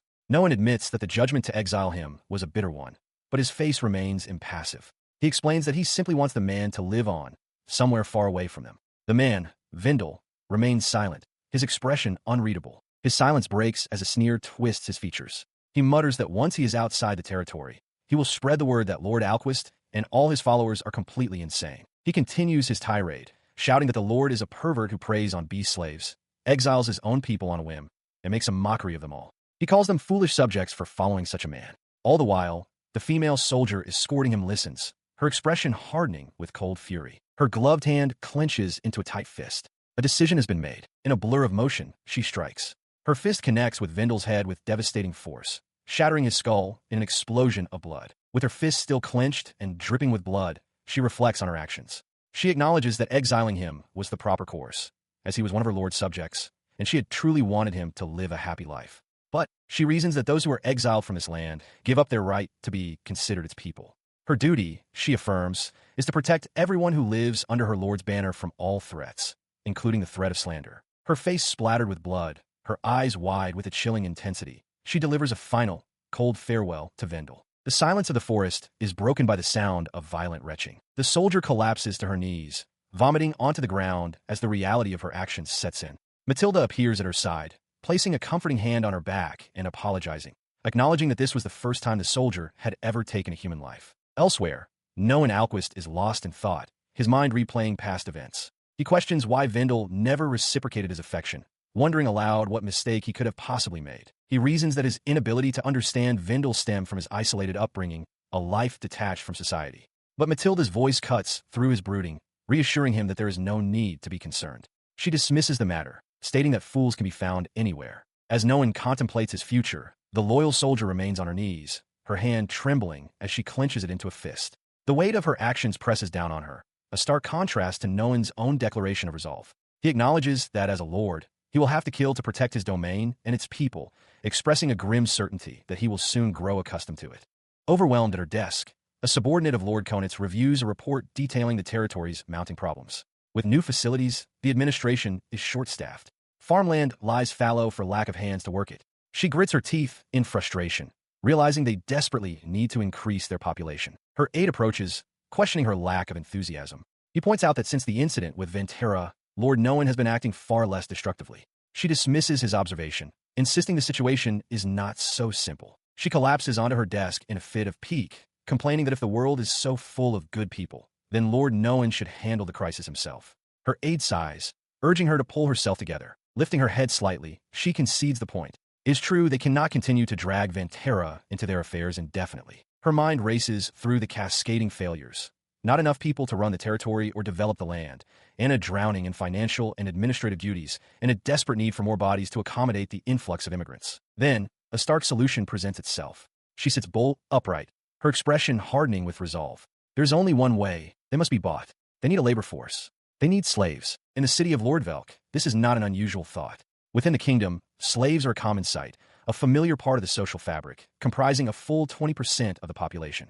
Among them, the ratio of beast people to humans is nearly even. At the same time, Noan Alquist walks through the city with Matilda, outlining a similar plan. He explains they are heading to a slave trading company. His intention is to acquire educated slaves to assist with his and Anna's work and manual laborers for the Miles Association. Hearing this, Matilda smiles, pleased that good people will be joining them. No one simply agrees. The result of his endeavors stands before them. A single, small girl, her eyes hollowed by exhaustion and filled with hate. I've been bought, she states flatly. She demands to know what kind of perverts they are, insisting they send her back to her mother and father in Nanagayo. Faced with this furious defiance, no one merely offers a cheerful smile. Beside him, Matilda's expression shifts to one of shock and worry, a premonition that another storm of trouble is about to break. The chairman of the Slave Traders Association explains the current market conditions. The slaves brought in this time, he notes, are a special product. They are individuals gathered from a region where the economy has collapsed due to the effects of war, people who would not normally become slaves. Addressing the gathered buyers, including Noan and Matilda, he continues, acknowledging that while such opportunities are rare, it presents a good chance for merchants to sell high-quality goods. He questions if they are merely looking for short-term stability, suggesting that from a long-term perspective, ensuring the security of the kingdom's market is the more prudent course. Among the shackled, one man wonders what will become of them, musing that death might be preferable. He reflects grimly that they do not live in a society where one can easily avoid such a fate. Nearby, the young girl no one purchased observes the others. She thinks to herself that they are surely no different from her, noting that many seem to be from the borderlands, living just one misstep away from enslavement. She continues her internal reflection on the system of slavery. It is a cruel mechanism that treats humans as objects, yet it also serves as a form of salvation for the destitute who would otherwise starve, providing a minimal environment for survival. This, she concludes, is the faint light within the deep darkness of her country's way of life. The trader presents her, detailing her background as the daughter of a merchant's concubine, sold off to prevent the family's bankruptcy. He boasts that she has graduated from high school and received a high level of education, making her a top-class intellectual slave. With a tear tracing a path down her cheek, the girl is prompted to give her name. After a brief silence, she complies. My name is Christy, she states. Later, in a well-appointed room within a large estate, the door is thrown open by Pence. Inside, Christy stands defiantly, her voice sharp as she demands, release me. Right now. Pence coolly asks if the room prepared for her is not to her liking. Christy retorts that it is only natural, as becoming a slave to a penniless lord is out of the question. Nearby, no one asks Matilda if he should teach the girl her place, but Matilda calmly declines the offer, saying it's fine for now. Her defiance continued unabated. Flushed with anger, she demanded to know what possible use her mind could be in such a remote territory, questioning what kind of administrative work he could possibly have for her to do. He calmly explained that he wanted her to serve as an administrative aide, admitting that it would be a difficult job in this rural land. Matilda, however, interjected with a warm smile, assuring him that she would handle any other kind of service, so he shouldn't worry Christy with such requests. The implication left Christy flustered and blushing. Her embarrassment quickly turned to rage. Don't you dare compare me to a servant, she shrieked, hurling books and papers as she ordered Matilda to get out and leave her alone to calm down. She seethed with indignation, mocking the very idea. Administrative work? You're making a fool of me. Her shouts echoed from the residence, her voice filled with fury as she insisted that she was not needed for such errands. But even after that outburst, Christy did not calm down. Her tirade continued. She fumed over why she had to take orders from him, arguing that she was the one who had assisted the merchant. She considered herself the one responsible for finance and administration, and the idea of serving another was unthinkable. Enough, she finally snapped at Matilda, who had been listening quietly. Christy accused her of being a distraction and told the lowly beast person not to act so familiar with her. Her voice rose to a fever pitch. She claimed to have heard a loud noise, then pointed an accusing finger, demanding to know what was happening. Fed up, she insisted she was tired of his pleasure-seeking land development and screamed for him to release her. In response to her outburst, a man with long, light hair sitting nearby offered a strained smile. That would be me, Yuri, he said, introducing himself as a replacement. He then politely asked if he was being discourteous. He stands with his arms crossed, calmly suggesting that if Christy is a beast, she should be disciplined. Beside him, Matilda asks no one if they should simply dispose of the girl. No one remains silent, contemplating his options. He turns away from them, his decision made. Though his companions question his choice, seeing Christy as the worst option, no one internally asserts that she is different from Vindel. Meanwhile, Christy sits alone, clutching a teddy bear. The harsh reality of her situation weighs on her. A noblewoman sold by her own parents. It is a truth she simply cannot accept. She reflects on how her past self would have reacted to her current behavior, realizing she is just clinging to who she used to be. Back in the other room, no one explains his reasoning to Matilda. He wants Christy to find a new future with him.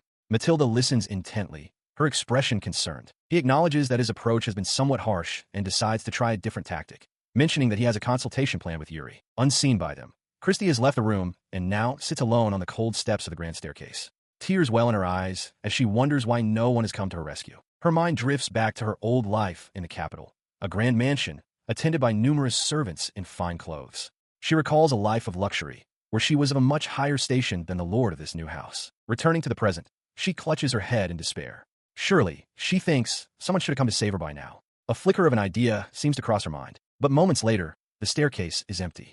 Christy is gone, leaving only a small pouch behind on the cold stone steps. Through the darkness of the forest, the sound of frantic footsteps echoes as a pair of heeled boots pound against the dirt path, kicking up dust with every hurried stride. The runner's face is slick with sweat and tears, her expression a mask of desperate exertion as she pushes herself onward through the night. Finally pausing, Christy clutches the small pouch she stole and allows herself a moment of triumph. She believes she's done it. The silver coins inside, she reasons, are surely enough to get her to the border. From there, she can escape and finally be free. Her thoughts turn to the slave seal on her neck, the king's seal of Lodberg. She is certain that once she crosses the border, she will no longer be a slave. With that freedom, she imagines, she can return to her former life. Her brief moment of hope is shattered as a massive, wolf-like beast emerges from the shadows behind her. It's fur matted with what appears to be blood. She whirls around, her eyes widening in absolute terror at the monstrous sight before her. Her mind floods with disbelief. All she wanted was to run away. Why must she be so unlucky? The beast lunges, its jaws closing around her. As the attack begins, her thoughts drift to her parents. She wonders why they haven't come to rescue her, why she's been waiting for so long. A dreadful question forms in her mind. Is it because she's a slave? Lying broken and bleeding on the forest floor, a sudden, painful clarity pierces through her agony. No, that's wrong. The ones who made her a slave wasn't her parents. A memory surfaces, a younger, weeping Christy on the floor as Lord Arnold Conit looks down on her. His internal thoughts are cold and clear. By offering her up, he will surely be able to see them again. Her mind reeled back to the words that sealed her fate, the cold declaration that she was nothing more than a tool, a stepping stone. It was good that she had been taught well. If she sold, she would fetch a good price. The memory faded as the cold, hard reality of her present situation returned. Lying wounded and bleeding, she realized with dawning horror that no matter how much she cried out, there was no one left to save her. A single, desperate plea escaped her lips. God. Through the haze of pain, a voice cut through the darkness. It observed coolly that after running away, she had found herself in quite a predicament. Looking up, she saw a young man with dark hair, Noan Alquist, standing over her with his companions against the backdrop of a full moon. He made her an offer, his voice even and direct. If she became his property, his slave, he would save her. He then posed the simple, yet monumental question. Did she want to be saved? Her eyes, bloodied and filled with despair, met his. His expression was not one of pity or malice, but a calm, knowing smile. In that moment, her choice was made. She swore her loyalty to Lord Noan, begging him to save her. Sometime later, Christy awoke in a proper bed, her wounds treated and bandaged. Looking out the window of the grand estate, she reflected on her life as a concubine's child, confined for 15 years without freedom or a place to call her own. Her thoughts were interrupted by Matilda, who sat by her bedside. The rabbit-eared maid confirmed that this was indeed Lord Noan's doing, but clarified that it was not the result of some noble's debauchery or frivolous pastime. She continued, acknowledging that Christy had fallen into misfortune and become a slave. However, she revealed that Lord Noan shared the same background. Matilda then added that there was something decisive that Christy possessed which Noan did not, and that she must accept this new reality. As Matilda spoke, the scene shifted to Noan himself, standing resolute. Her voice explained that he had always accepted reality and looked toward the future. To secure a better life, he constantly pushed forward. In this land, no matter the circumstances, her new master was striving harder than anyone to find happiness. He had offered her a new life, and now, alone in the room he provided, Christy contemplated its meaning. She wondered aloud if, starting now, she could become like Master Noan.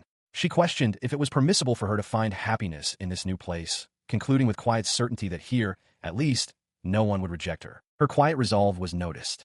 From the doorway, Noan observed her, a faint, knowing smile gracing his lips as he watched the girl he had just saved. He later expressed his relief to his subordinates, smiling as he remarked that it was good people could change. One of his officers confirmed that the operation to rescue Christy after she fled into their territory was a success. Elsewhere, Matilda tended to the bandaged Christy, who was now resting in bed.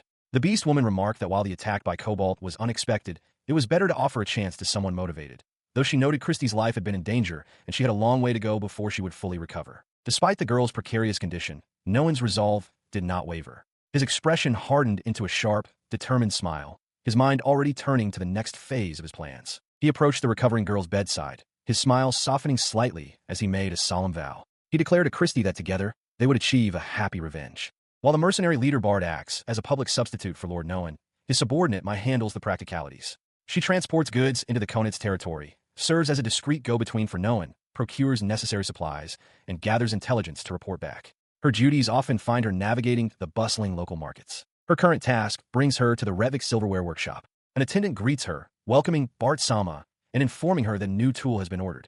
He asks her to wait in the reception area while he calls for the master craftsman. Inside, the master craftsman apologizes to Mai for the delay. She assures him it's no trouble. He remarks that since the request comes directly from the esteemed Lord Noen, he must handle it personally. Still, he admits to a lingering sense of unease, finding it strange to be treated so well by a former enemy. His contemplation is shattered when another mercenary, a young woman with a ribbon in her hair, bursts into the room. She grabs the craftsman, frantically demanding to know where the master is.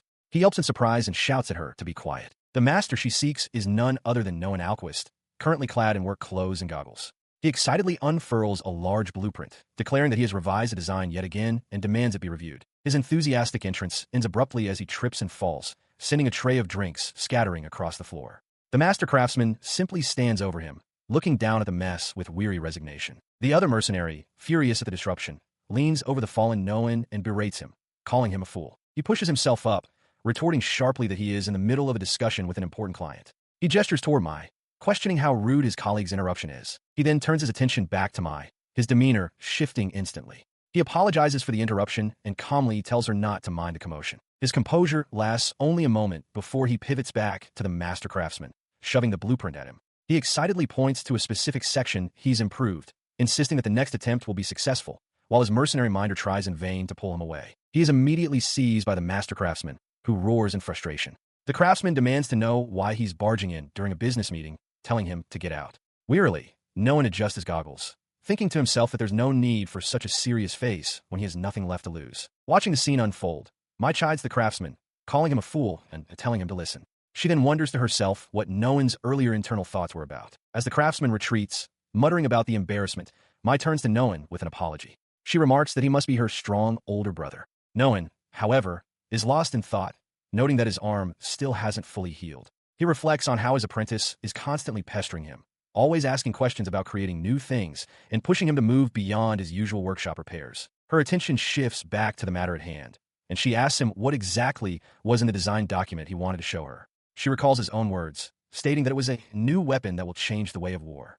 The gravity of the term hangs in the air as she processes its meaning. Her voice echoes through the cluttered workshop as she continues to speak, questioning his fantastical claims and urging him to be more serious. She reminds him that, having been on the battlefield herself, she has a vested interest in such matters. In response, he springs forward, dramatically presenting the rolled-up blueprints. With a manic energy, he asks if she's interested in seeing the designs. Mai, unimpressed, tells him to stop getting carried away. The discussion becomes more serious. Kneeling before the craftsman and Mai, Noen points to a detail on the plans, insisting they listen to his explanation rather than just glancing at the document. The master craftsman remains unconvinced, his arms crossed in disapproval. He declares that it's 20 years too early for a youth like Noen to develop anything new, explaining that among blacksmiths, one must accumulate years of experience before even being allowed to work the forge. He immediately counters that such thinking is outdated. He argues passionately that the talent for development is unrelated to age.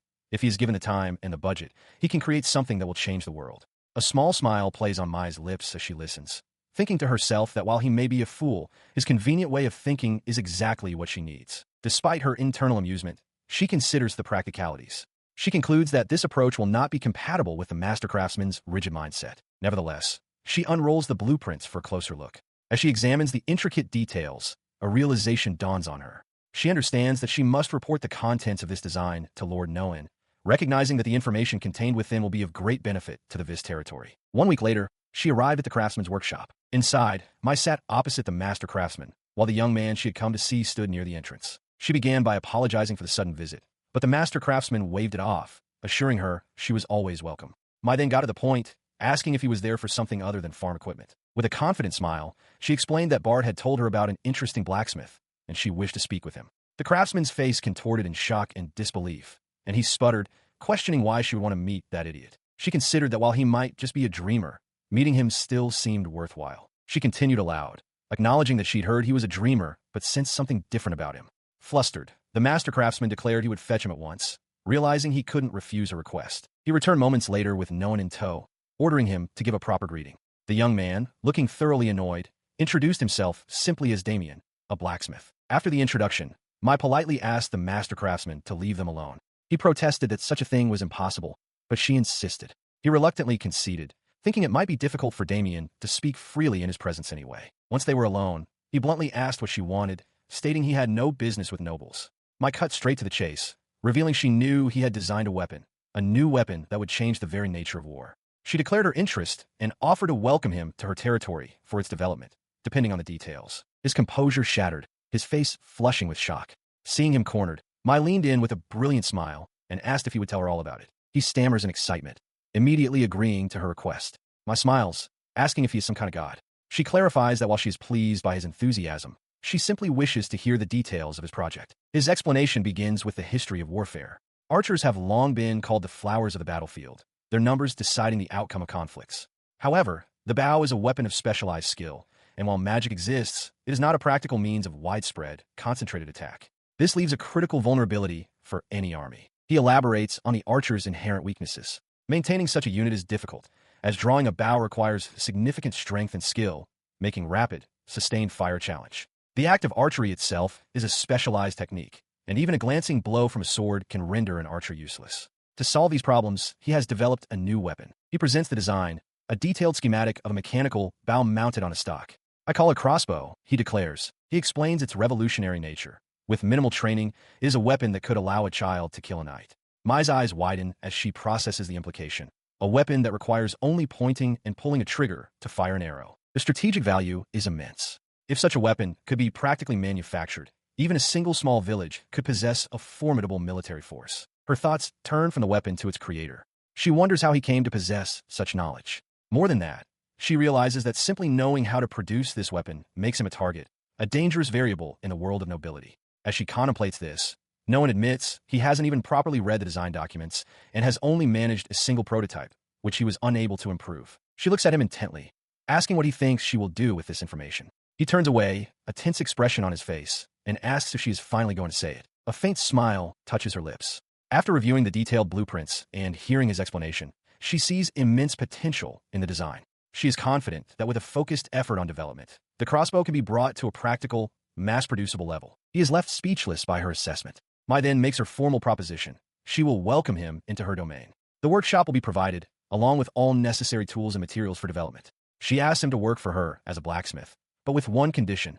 All of his efforts must be dedicated exclusively to the weapon's development. He listened as Mai laid out the terms of her offer. He would become the first blacksmith in her territory, responsible for the routine work of repairing weapons and maintaining equipment for her soldiers. However, she added a condition. He must also dedicate a set amount of time each day to developing new weapons. With the proposal clear, she asked if he would accept such an arrangement. Instead of a verbal reply, Noan threw his arms into the air, overcome with silent, frantic joy. Watching his unrestrained celebration, Mai simply asked, "Are you listening?" She mused that while he was something of a show-off, he didn't seem like a bad person. In a brief, stylized aside, she and another mercenary agreed that the situation, while unusual, seemed perfectly fine. Suddenly, Yuri appeared, grabbing Noan by his suspenders. With an annoyed expression, he demanded to know if Noan was truly planning to take his little sister Mai away. As Pence looked on, Mai simply smiled in the background, unfazed. The scene shifted, and Noan was brought before a master craftsman. The man, looking weary, sized him up and asked, "So this is him?" His weariness gave way to a confident grin. The master declared that while he doesn't normally take on apprentices, he would make an exception for Damien. Giving a firm thumbs up, he promised to take good care of him. During a break from work, the craftsman master slumps with a look of pure dejection, muttering to himself that he wants a wife. Nearby, the mercenary Pence overhears his lament. His mood is not improved by the sight of Mai presenting a lunchbox to the mercenary leader, Yuri. She shyly calls it his bento for the day, and he thanks her. The master watches, reflecting that seeing the two of them only makes him feel more lonely. He notes that while they have a place to settle down, and he now has land, all that's left is for him to find a wife. He turns to the burly mercenary Radley, confiding that their troubles are one and the same. Before Radley can respond, the fur-collared mercenary makes a grand, sparkling announcement, declaring that he has, in fact, found a marriage partner. Radley is left stunned and blushing. The mercenary proudly holds up 2 fingers, emphasizing his success to the still-processing master. The master's jaw drops in utter disbelief. He shouts, demanding to know when this happened and who the partner could possibly be. Wiping away a tear of joy, the mercenary explains. He is often invited to dinner at the home of his subordinates, Rick and Dant. It was there that Dant's sister, Gina, proposed to him. He describes her as a kind girl whose cooking is better than his, and he couldn't bring himself to have such a fine woman come to his messy home. So he accepted. He then turns his attention back to the master, pointing an accusatory finger. He scolds him, saying that no matter how tough he acts, he's just a womanizing pervert who looks down on others. The master bows his head, unable to refute the claim, as the mercenary muses that the master will probably get married before him anyway. The mercenary continues, recalling that even Bart, Yuri, was recently complaining about wanting to get married. In the background, the mercenary with the ribbon in her hair looks away, flustered by the comment. The conversation shifts as Mai asks Yuri how one is supposed to find a good marriage partner. She remarks that during his time as a royal guard, he must not have had trouble with women. Yuri looks away, explaining that he is currently getting along with a woman from Revik, implying a more complicated situation. She firmly denies the implication, stating that they are not her friends and that there is certainly no romantic relationship between them. In response, Yuri laments that women only see the superficial aspects of him, not his true self. He complains that they only notice he is a handsome young man who serves a noble house, a fact he points out with some vanity. Her expression hardens with passionate resolve. She declares that she wants him to meet a woman who will love him for who he truly is, wishing for them to fall into a fateful love and be united. Her outburst leaves the other mercenaries bewildered. One suggests that if she wants to hear such a flowery tale, she should just ask Bart to tell her one, grumbling that it's too much trouble to be dragged into it. The other recalls that Bart is supposed to be getting married in a month anyway. Meanwhile, Pence walks away, thinking this might be a good opportunity to bring up the topic with Bart when they meet. Her thoughts are interrupted as someone calls out her name. She turns to see the mercenary with the ribbon waving cheerfully, with a slightly annoyed Yuri beside her. The woman asks Pence if she's heard the rumor about Bart, noting that he seems to be in a good mood. At that, Yuri dramatically announces to his stunned comrades that he has finally found his fated partner. He explains that he met her while working in Revik for the past month, admitting it's a long story but insisting it's true. His companion presses him for details, asking what kind of woman he likes. Yuri strokes his chin thoughtfully before suggesting someone like a nun, much to the woman's exasperation. The scene shifts to a bustling town street where a woman in a fine, fur-collared coat walks alone. She muses that it's easy to be deceived by sweet words and that she's never had trouble finding lodging in this town, but wonders if what she heard could actually be true. Back with the mercenaries, Yuri continues his thought, stating that if he could find a partner with whom he could be himself for years, he would want to meet them. He had a preference for someone with high aspirations. Feeling hungry, he then suggests they find a place to eat. Before him, a server places the day's recommended dish, a steaming bowl of stew. He stares at the meal, a flicker of uncertainty on his face.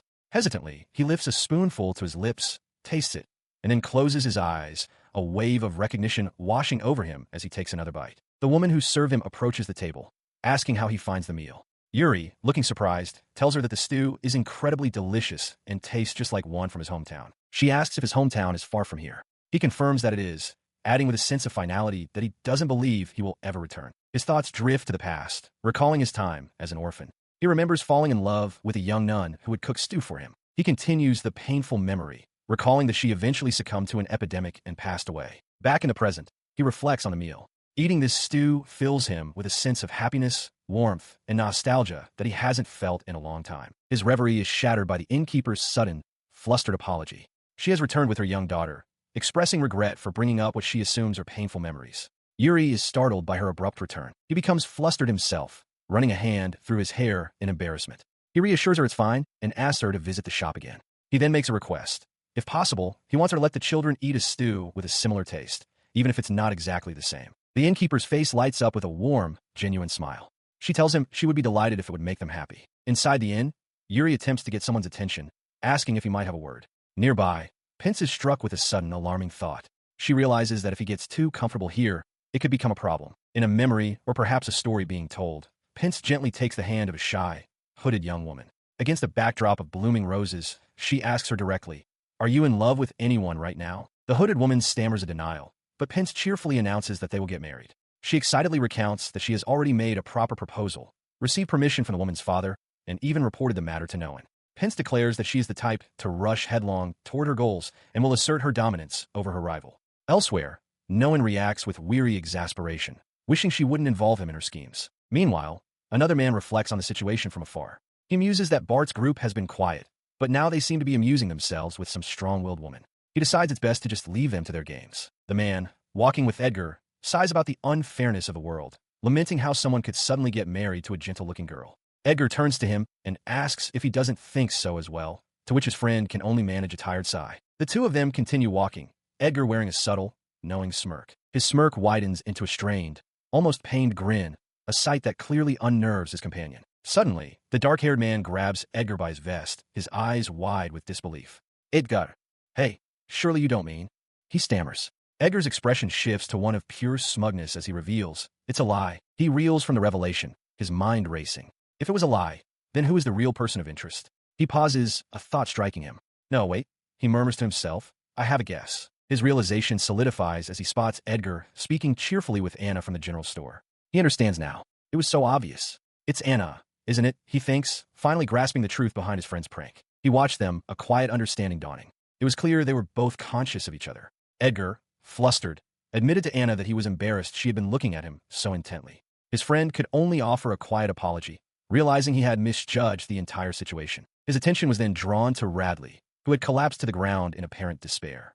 Surprised, Edgar asked what was wrong, as the large man radiated an aura of happiness so intense it seemed to burn. Kneeling beside him, Edgar listened as Radley lamented that he had truly believed Edgar was getting married to someone else. The misunderstanding was finally cleared. Radley and Bart had found a marriage partner for Edgar, but seeing the rush of joy between him and Anna, they understood.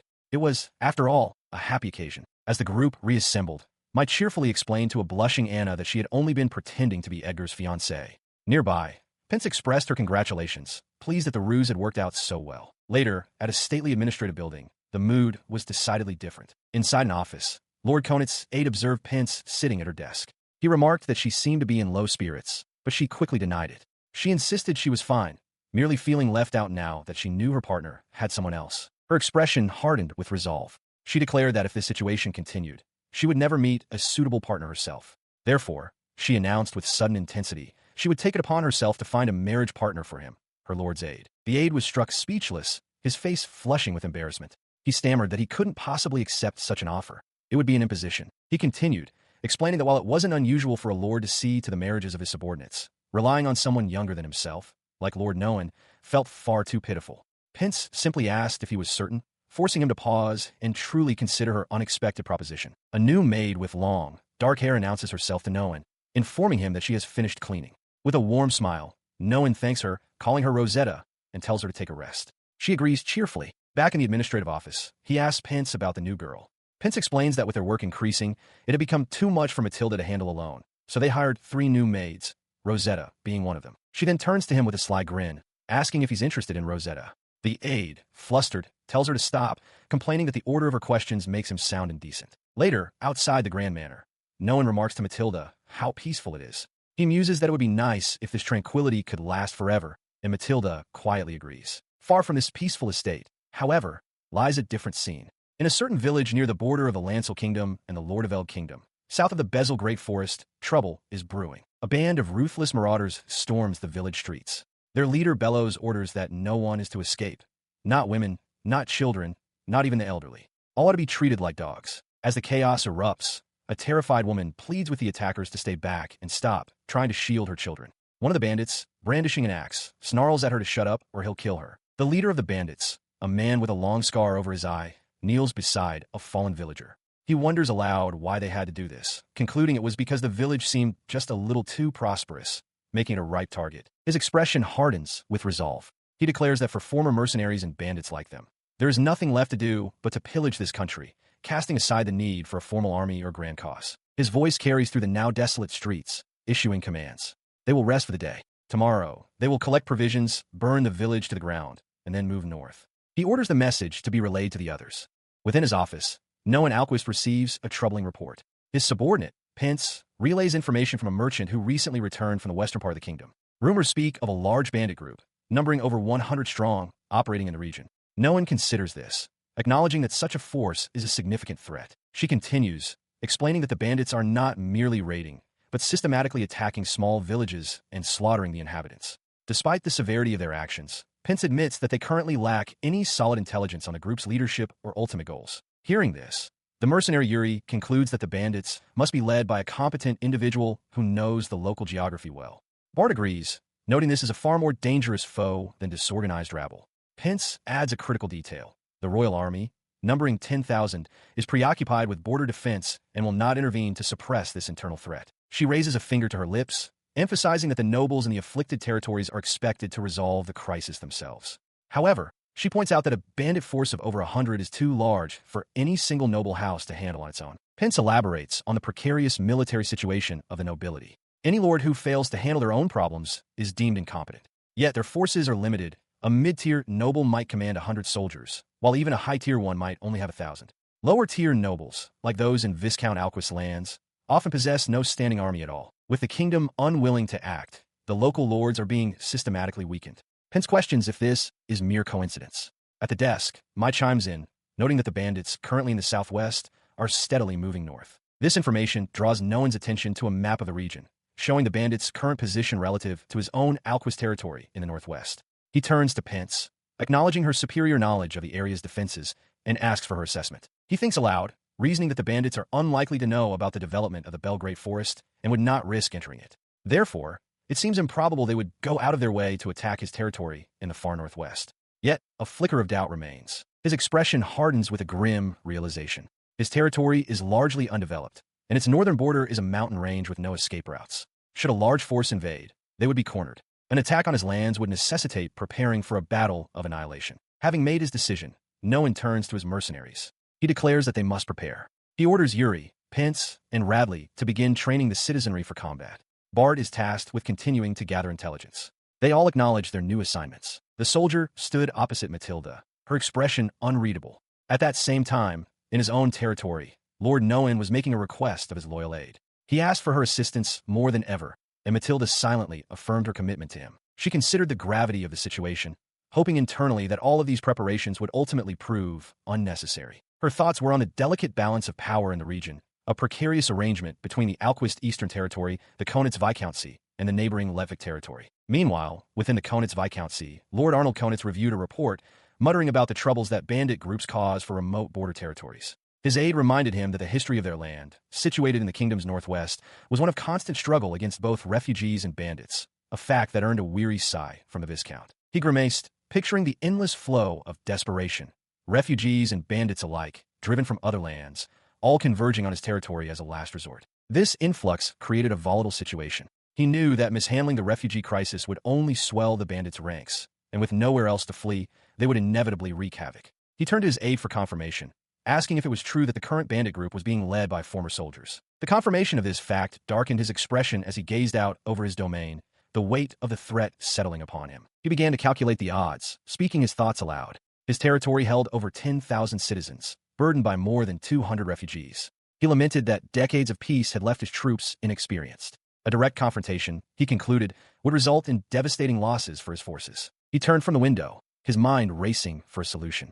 He wondered if there was a method to not only crush the troublesome bandits with minimal losses, but also to somehow turn the entire situation to his advantage. A calculating glint appeared in his eyes as a plan began to form, his expression hardening with grim resolve. His subordinate, however, could not bring herself to approve. While she felt powerless to stop Lord Conit's scheme, she refused to stand by while her own territory was put at risk. She resolved then to make use of the Alquist territory for her own ends. The Viscount, meanwhile, moved pieces across a map of the region, outlining his strategy. He would spread word of the bandits' presence throughout the southern farming villages of the Alquist territory, making it seem like their intended target.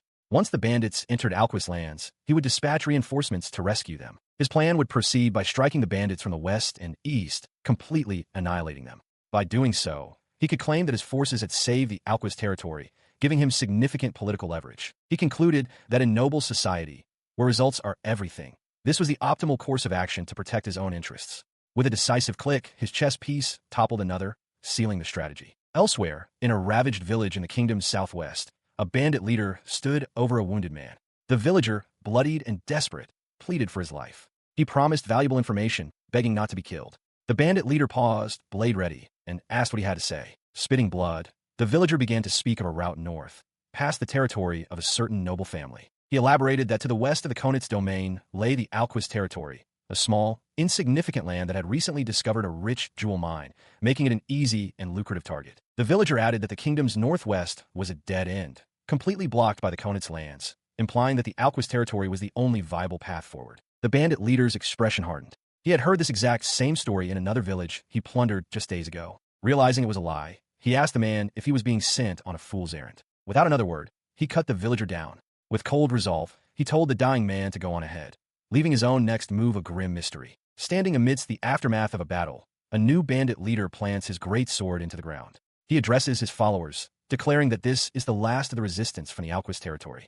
He muses that their bandit group has grown so large that it will soon draw the attention of the royal army. He then lays out their plan. They will attack the Alquist territory, seize the gold, divide the spoils, and then disband, allowing each member to live as they please. With a confident smirk, the leader proclaims that this is their chance to start their lives anew and enjoy them to the fullest. Meanwhile, at an estate, Anna bursts through a set of doors, urgently calling for Master Noen. She shouts that something terrible has occurred. Elsewhere, Christie offers a drink to a weary, kneeling Edgar. She reports that news arrived this morning.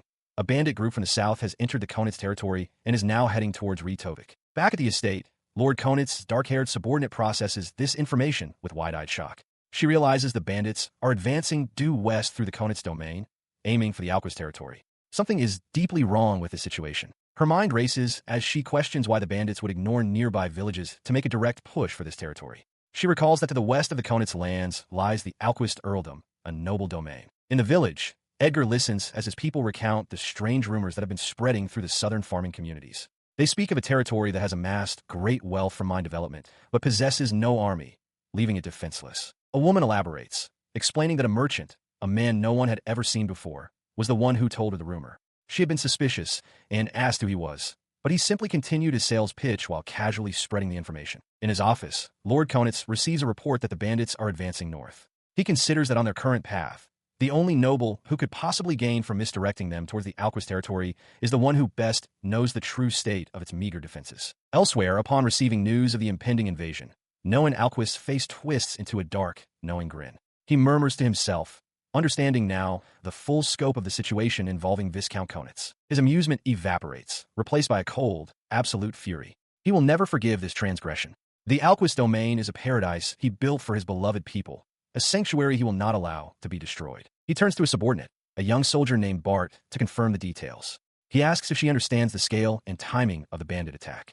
She reports crisply that the enemy numbers 100, and if they rush, they will arrive by the following morning. A confident smile spreads across his face. He notes that this gives him a grace period of more than half a day. His subordinate, Bart, looks on, perplexed by his calm reaction to the grave news. Noen then turns to his most trusted attendant, Matilda, and instructs her to gather everyone for a meeting. She acknowledges his command without hesitation. Shortly thereafter, the key figures responsible for the Alquist territory's defense and administration assemble in the main hall. At the head of the long table sits Noen, flanked by his council. Matilda, the mercenaries Yuri, Mai, Pence, and Radley, the refugee leader Edgar, the shop assistant Anna, the young strategist Christie, and the soldier Bart. He addresses the room with unwavering certainty, stating that he believes they will win this fight.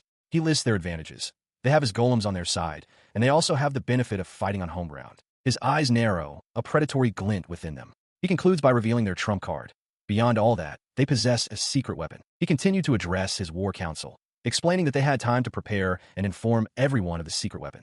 The bandits, he assured them, were completely unaware of this trump card. This ignorance, he declared with a firm expression, gave their side an overwhelming, decisive advantage. With a sharp, confident grin spreading across his face, he spread his arms wide. Now then, he announced with relish, let us begin our preparations for war.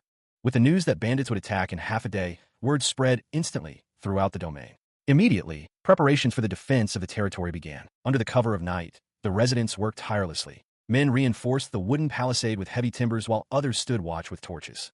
Inside, the mercenary Yuri and the soldier Mai reviewed defensive plans by lamplight. As the preparations continued, Mai approached Noen, who stood observing with Matilda. A crowd of anxious villagers, mostly women and children, had gathered nearby as Mai delivered her report. Her expression was firm and professional, though a single bead of sweat on her temple betrayed the immense pressure of the situation. She then turned to Yuri, outlining the evacuation strategy. The women and children were to hide in the nearby forest. If the men were defeated and the forest breached, they were to flee to Viscount Conit's territory. She entrusted command of this operation to Mai, who accepted without hesitation. After Mai departed, Yuri turned to his fellow mercenary, Michelle. He asked her gently if she was afraid, prompting a slight flinch from the woman. She bristled at the question, retorting that she wasn't afraid of mere bandits and had fought against mercenaries before. She told him not to underestimate her, but then admitted that something else was troubling her. Her confident facade crumbled as she confessed her true fear, the terrifying possibility that she and their unborn child might survive, but that she might lose him. The thought was almost too much to bear. In response, he pulled her into a firm embrace, his voice steady as he reassured her. He promised that he would not die and that they would all continue to live on together. From a nearby doorway, no one watched the intimate moment unfold. She clung to him, crying out his name, Bart, and sobbing that she couldn't live without him. He held her close, whispering to his beloved Michelle that they would always be together. No one continued to observe from the shadows, his expression unreadable. He watched as another couple shared a difficult farewell. A woman named Gina, her eyes welling with tears, reached up to cup the mercenary Radley's face, pleading to see him clearly before he departed for the fight. Radley, his expression strained, could only murmur her name in response. His gaze then shifted to another pair.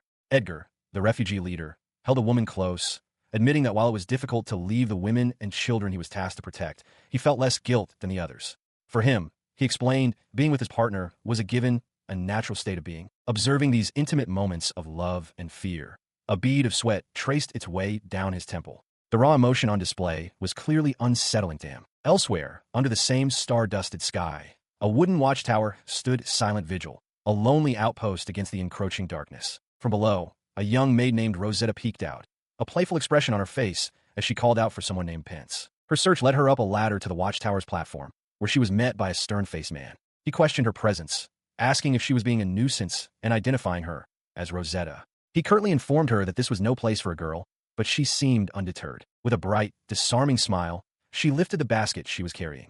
She explained that she had heard Pence was on watch duty and had brought tea and some light food. He seemed taken aback by her thoughtfulness, remarking that she had brought it all this way. As he watched with a hint of surprise, Rosetta placed the basket down on the wooden platform. He turned to her, observing that she appeared just as she always did. He then asked her directly if she wasn't afraid of the bandits.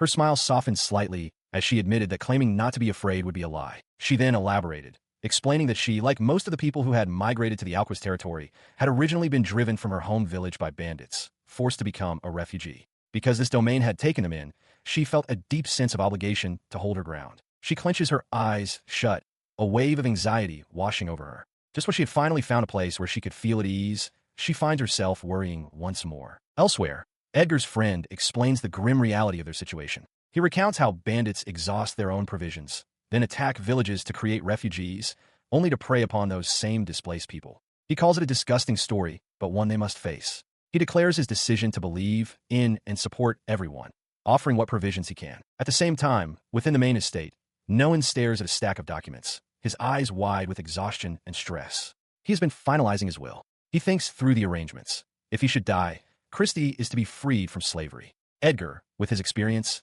is to look after the children. His remaining fortune is to be entrusted to Anna, to be divided amongst everyone.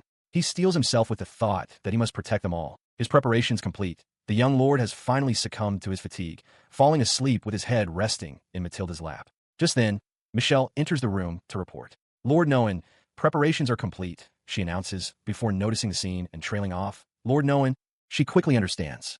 He was resting, she observes, adding that he must be exhausted. She explains she had come on an urgent matter to report the completion of their preparations, but tells Matilda to let him rest as he is. Her gaze softens as she looks down at Noan's sleeping face.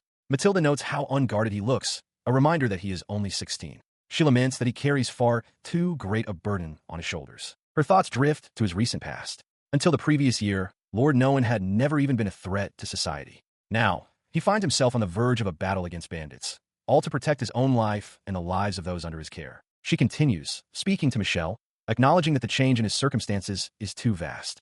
She feels he is shouldering a responsibility far too heavy, and that no matter how much she tries, she cannot take his place.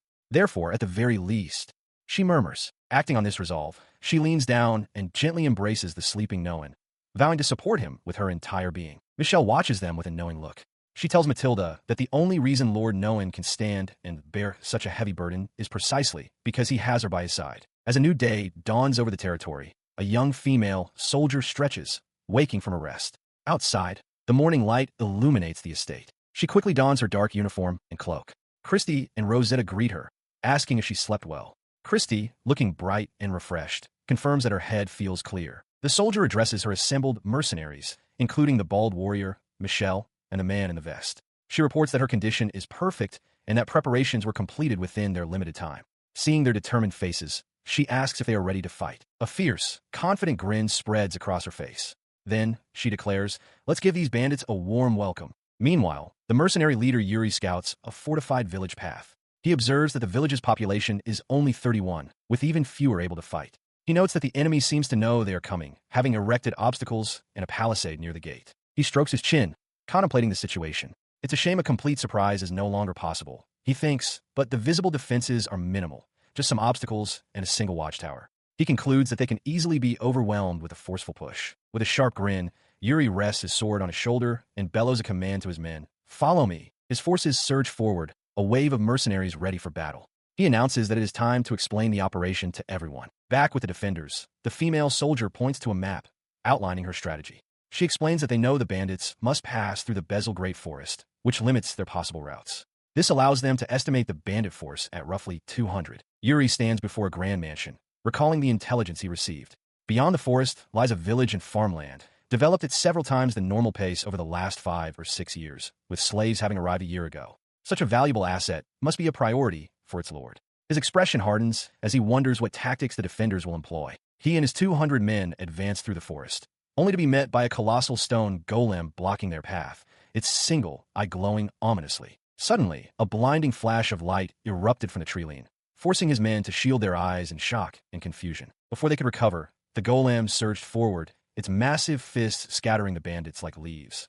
The force's second-in-command roared in disbelief, questioning what this monstrous construct was. From the shadows emerged a young woman in a dark uniform, a glowing magical sigil hovering over her hand. Yuri called out, identifying her as a sorcerer. She confirmed his suspicion, stating that she was a mercenary. She then turned and sprinted towards the village gate, calling out to 2 beastkin women that she was going ahead. She told them she was counting on them to fulfill their roles in the plan. Using a communication device, she reported to her commander, Bart, that the enemy, led by Yuri, would likely ignore the golem and head straight for the village. She explained that after luring them to a designated point, she and Matilda would retreat to the gate. Bart acknowledged her report, telling her to proceed with the preparations. Reaching her position atop the village's wooden palisade, she looked down upon the charging bandits. With a sharp gesture, she gave the command, "Crossbows, fire!" Her command was met with a volley of bolts that rained down upon the unprepared bandits.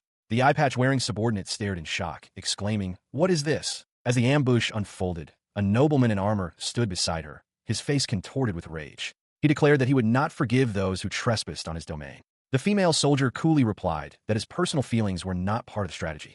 At the wooden palisade, the aftermath is grim. Arrows litter the ground and fortifications, which are stained with blood.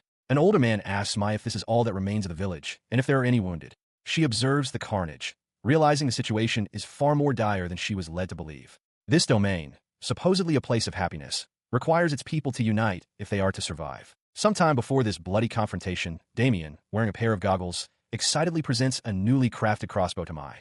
He asks if she is certain about mass-producing the weapon. Mai, accompanied by Matilda and Michelle, confirms her intent. She had tasked Damien with continuing to improve the crossbow's design, and he has now delivered a truly well-made prototype. He proudly lists its qualities. It is not too heavy, has excellent accuracy, and boasts high durability for continuous fire. A perfect weapon for those without extensive training. Elsewhere, Mai consults with the mercenary leader Yuri and his companion. She explains that she wants their opinion as former captains, noting that the domain's people have little knowledge of warfare and live in a dream of peace. She looks at him intently, asking what value he thinks there would be in creating hundreds of these crossbows. She posits that they would be weapons that could empower the domain's people to survive and protect themselves. Standing before a practice target pierced with bolts, Yuri turns with a confident smile.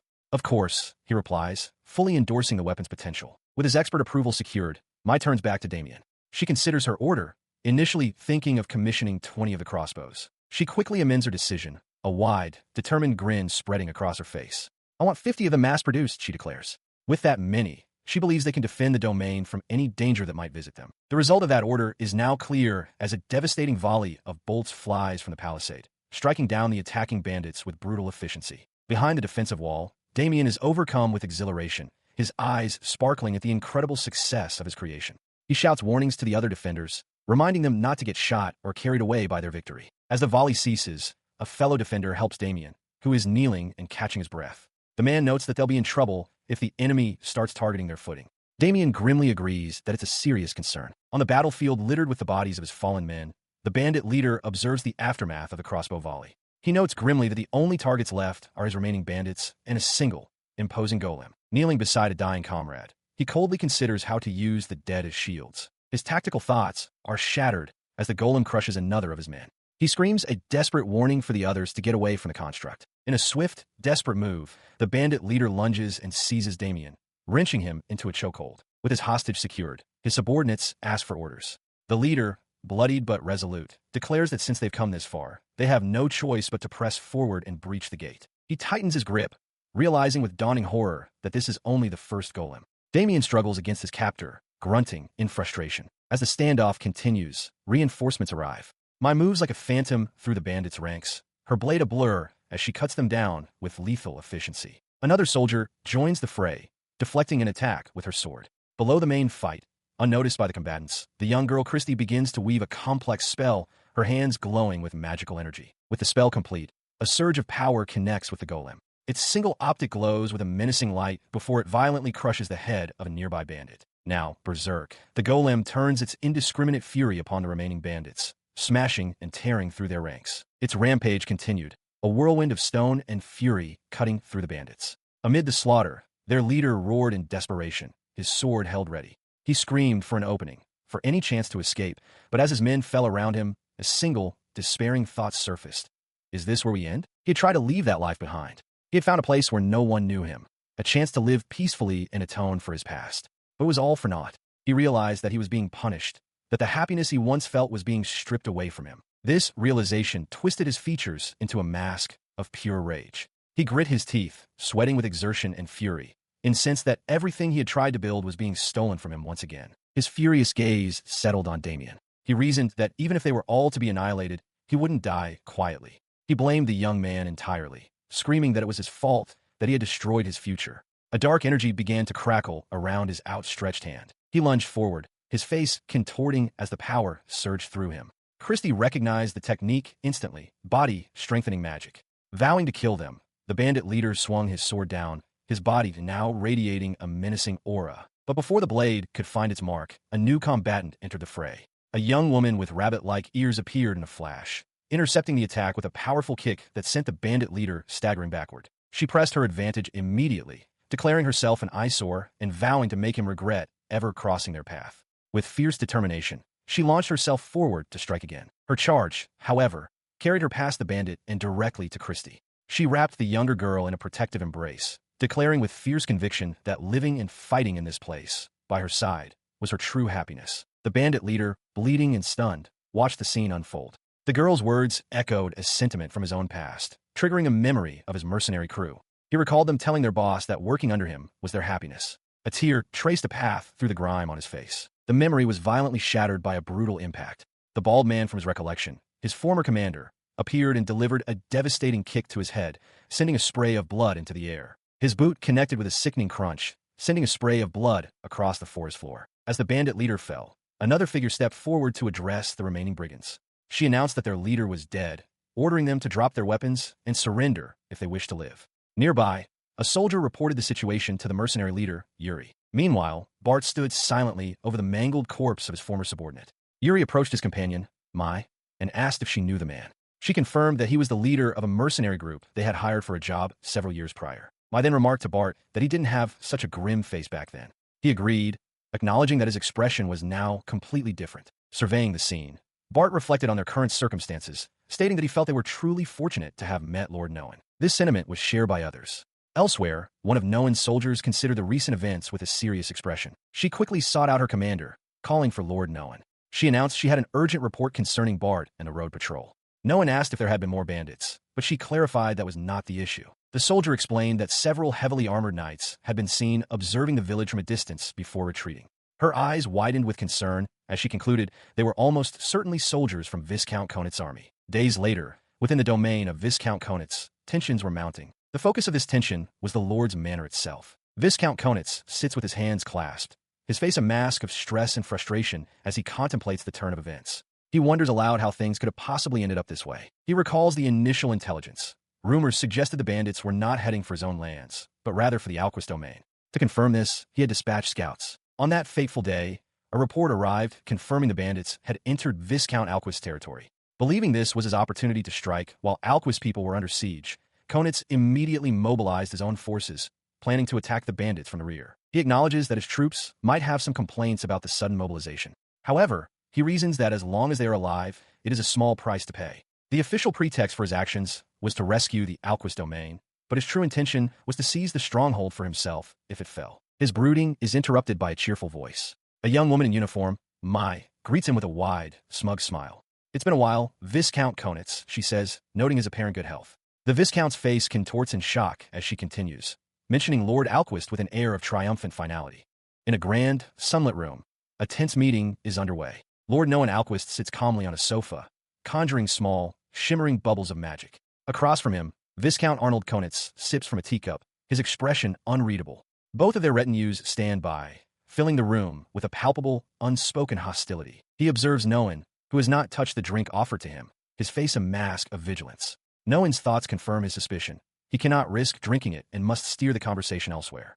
The Viscount notes the almost venomous look on the young lord's face. Meanwhile, one of Conit's subordinates, a woman with short dark hair, reports to him with a cheerful demeanor. The Viscount praises her for her recent success, but she counters with a surprising fact. She heard that his domain's population had been reduced by 200 bandits. A dark realization dawns on Noan. He understands that Conit must have somehow invited the bandits into his own territory, a twisted strategy intended to protect his own people. A sense of unease about the Viscount's methods grows within him. The Viscount is stunned by the implication, realizing the arrival of the bandits was part of Noan's own counter-strategy. His subordinate's smug smile confirms it. He understands this is a form of judgment, and that the situation requires immediate action. His unease deepens as he glances at Noan's entourage. Not only is Viscount Alquist himself present, but the warriors standing behind him are making no effort to conceal their murderous intent. He internally questions the source of Noan's intense anger. He cannot fathom what lies behind such a brazen and aggressive attitude, and a terrible premonition begins to form. Visibly flustered, the Viscount rises to his feet, his composure cracking. He turns to Noan, determined to address the matter head-on. But Noan cuts him off with a predatory grin. He announces that not a single person from his domain died, thanks to the excellent new weapons developed by his blacksmiths. He then orders one of his men, a large mercenary with a fur collar, to bring in the new weapon for all to see. The Viscount stares, aghast at the mention of a new weapon. The mercenary obeys, effortlessly hoisting a large, heavy sack over his shoulder. As he steps forward, Viscount Conit's aide can only watch, his face a mask of shock and disbelief. The mercenary drops the heavy sack onto the floor with a resounding thud, causing Lord Conit's two aides to flinch in alarm. Viscount Conit, however, remains composed. He orders his men to wait and sheathe their weapons, stating that while he is angry, they should not attack here. He tells the mercenary to proceed, confident that he can handle whatever is presented. An aide presents a different object entirely, a sophisticated crossbow. Conit examines it, remarking that it is a weapon designed to compensate for a lack of strength or skill, a tool that allows even a poorly trained archer to become effective. The explanation comes from Noan himself. He reveals that by equipping his forces with this weapon, his domain, despite its small population, could field a significant fighting force. He declares that his victory was achieved through the mass production of these crossbows, a feat made possible by his control over golems. His words are illustrated by the image of his golems routing the bandits, overwhelming them with a relentless rain of arrows fired from crossbows. Returning to the present, Noan's expression is chillingly confident as he holds a finger to his lips. He asserts that an attack by 200 men is no threat to them whatsoever. The number, 200, strikes Lord Conit with the force of a physical blow. His face drains of color as he realizes Noan knows the exact size of the bandit force he dispatched. This number, Noan clarifies, is also the scale of the army his domain now possesses, a fact symbolized by the Alquist family crest on a battle standard. A dreadful realization dawns on Conit. Even if he were to attack with his full strength, conscripting soldiers from his populace, he might not win. The image of Noan standing over a mountain of defeated bodies confirms his fear. He has already lost. Noan delivers his final, chilling point. In a recent conflict, his domain suffered not a single casualty. He then poses a question to the Viscount, his smile sharp as a blade.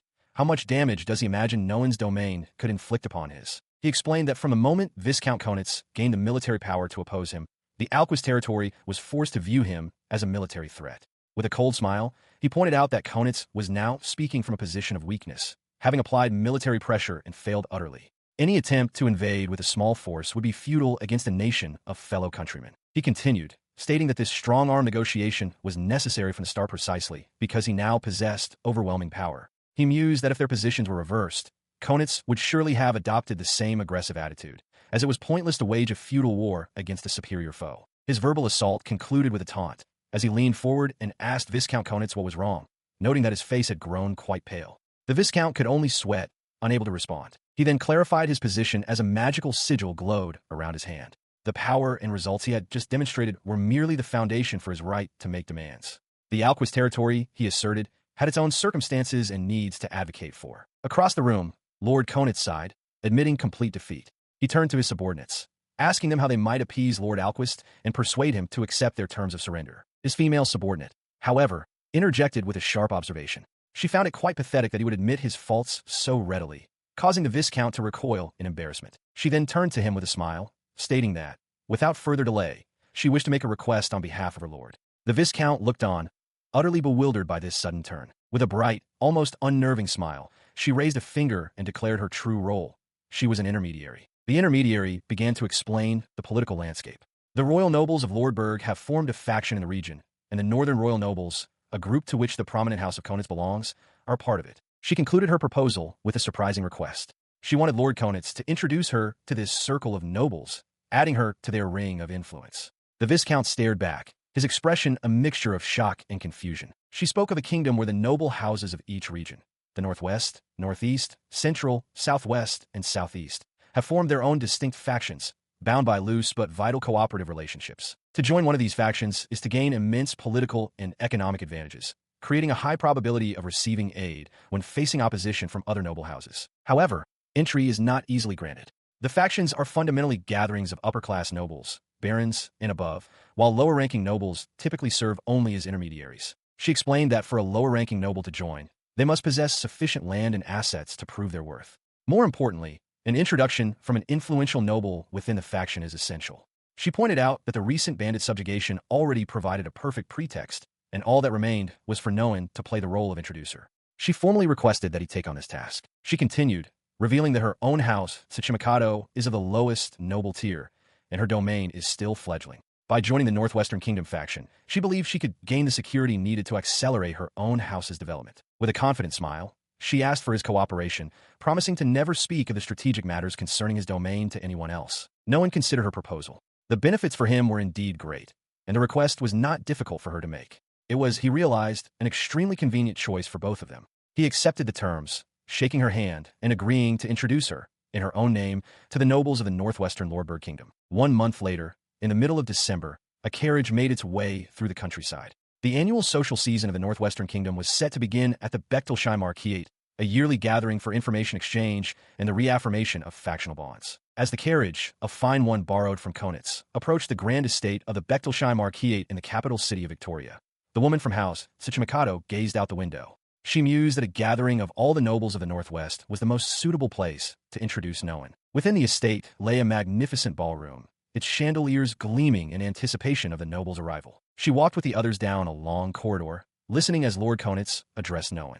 He asked if Noan was nervous, to which Noan admitted that this was his first formal social event. Conits observed that while Noan maintained a calm expression, he must be hiding his true feelings, adding that he himself felt a bit uneasy and wanted to confirm one last thing. As he spoke with the Lord, Matilda quietly asked Tsuchimikado if she was truly certain about letting Noan's slave handle the introductions.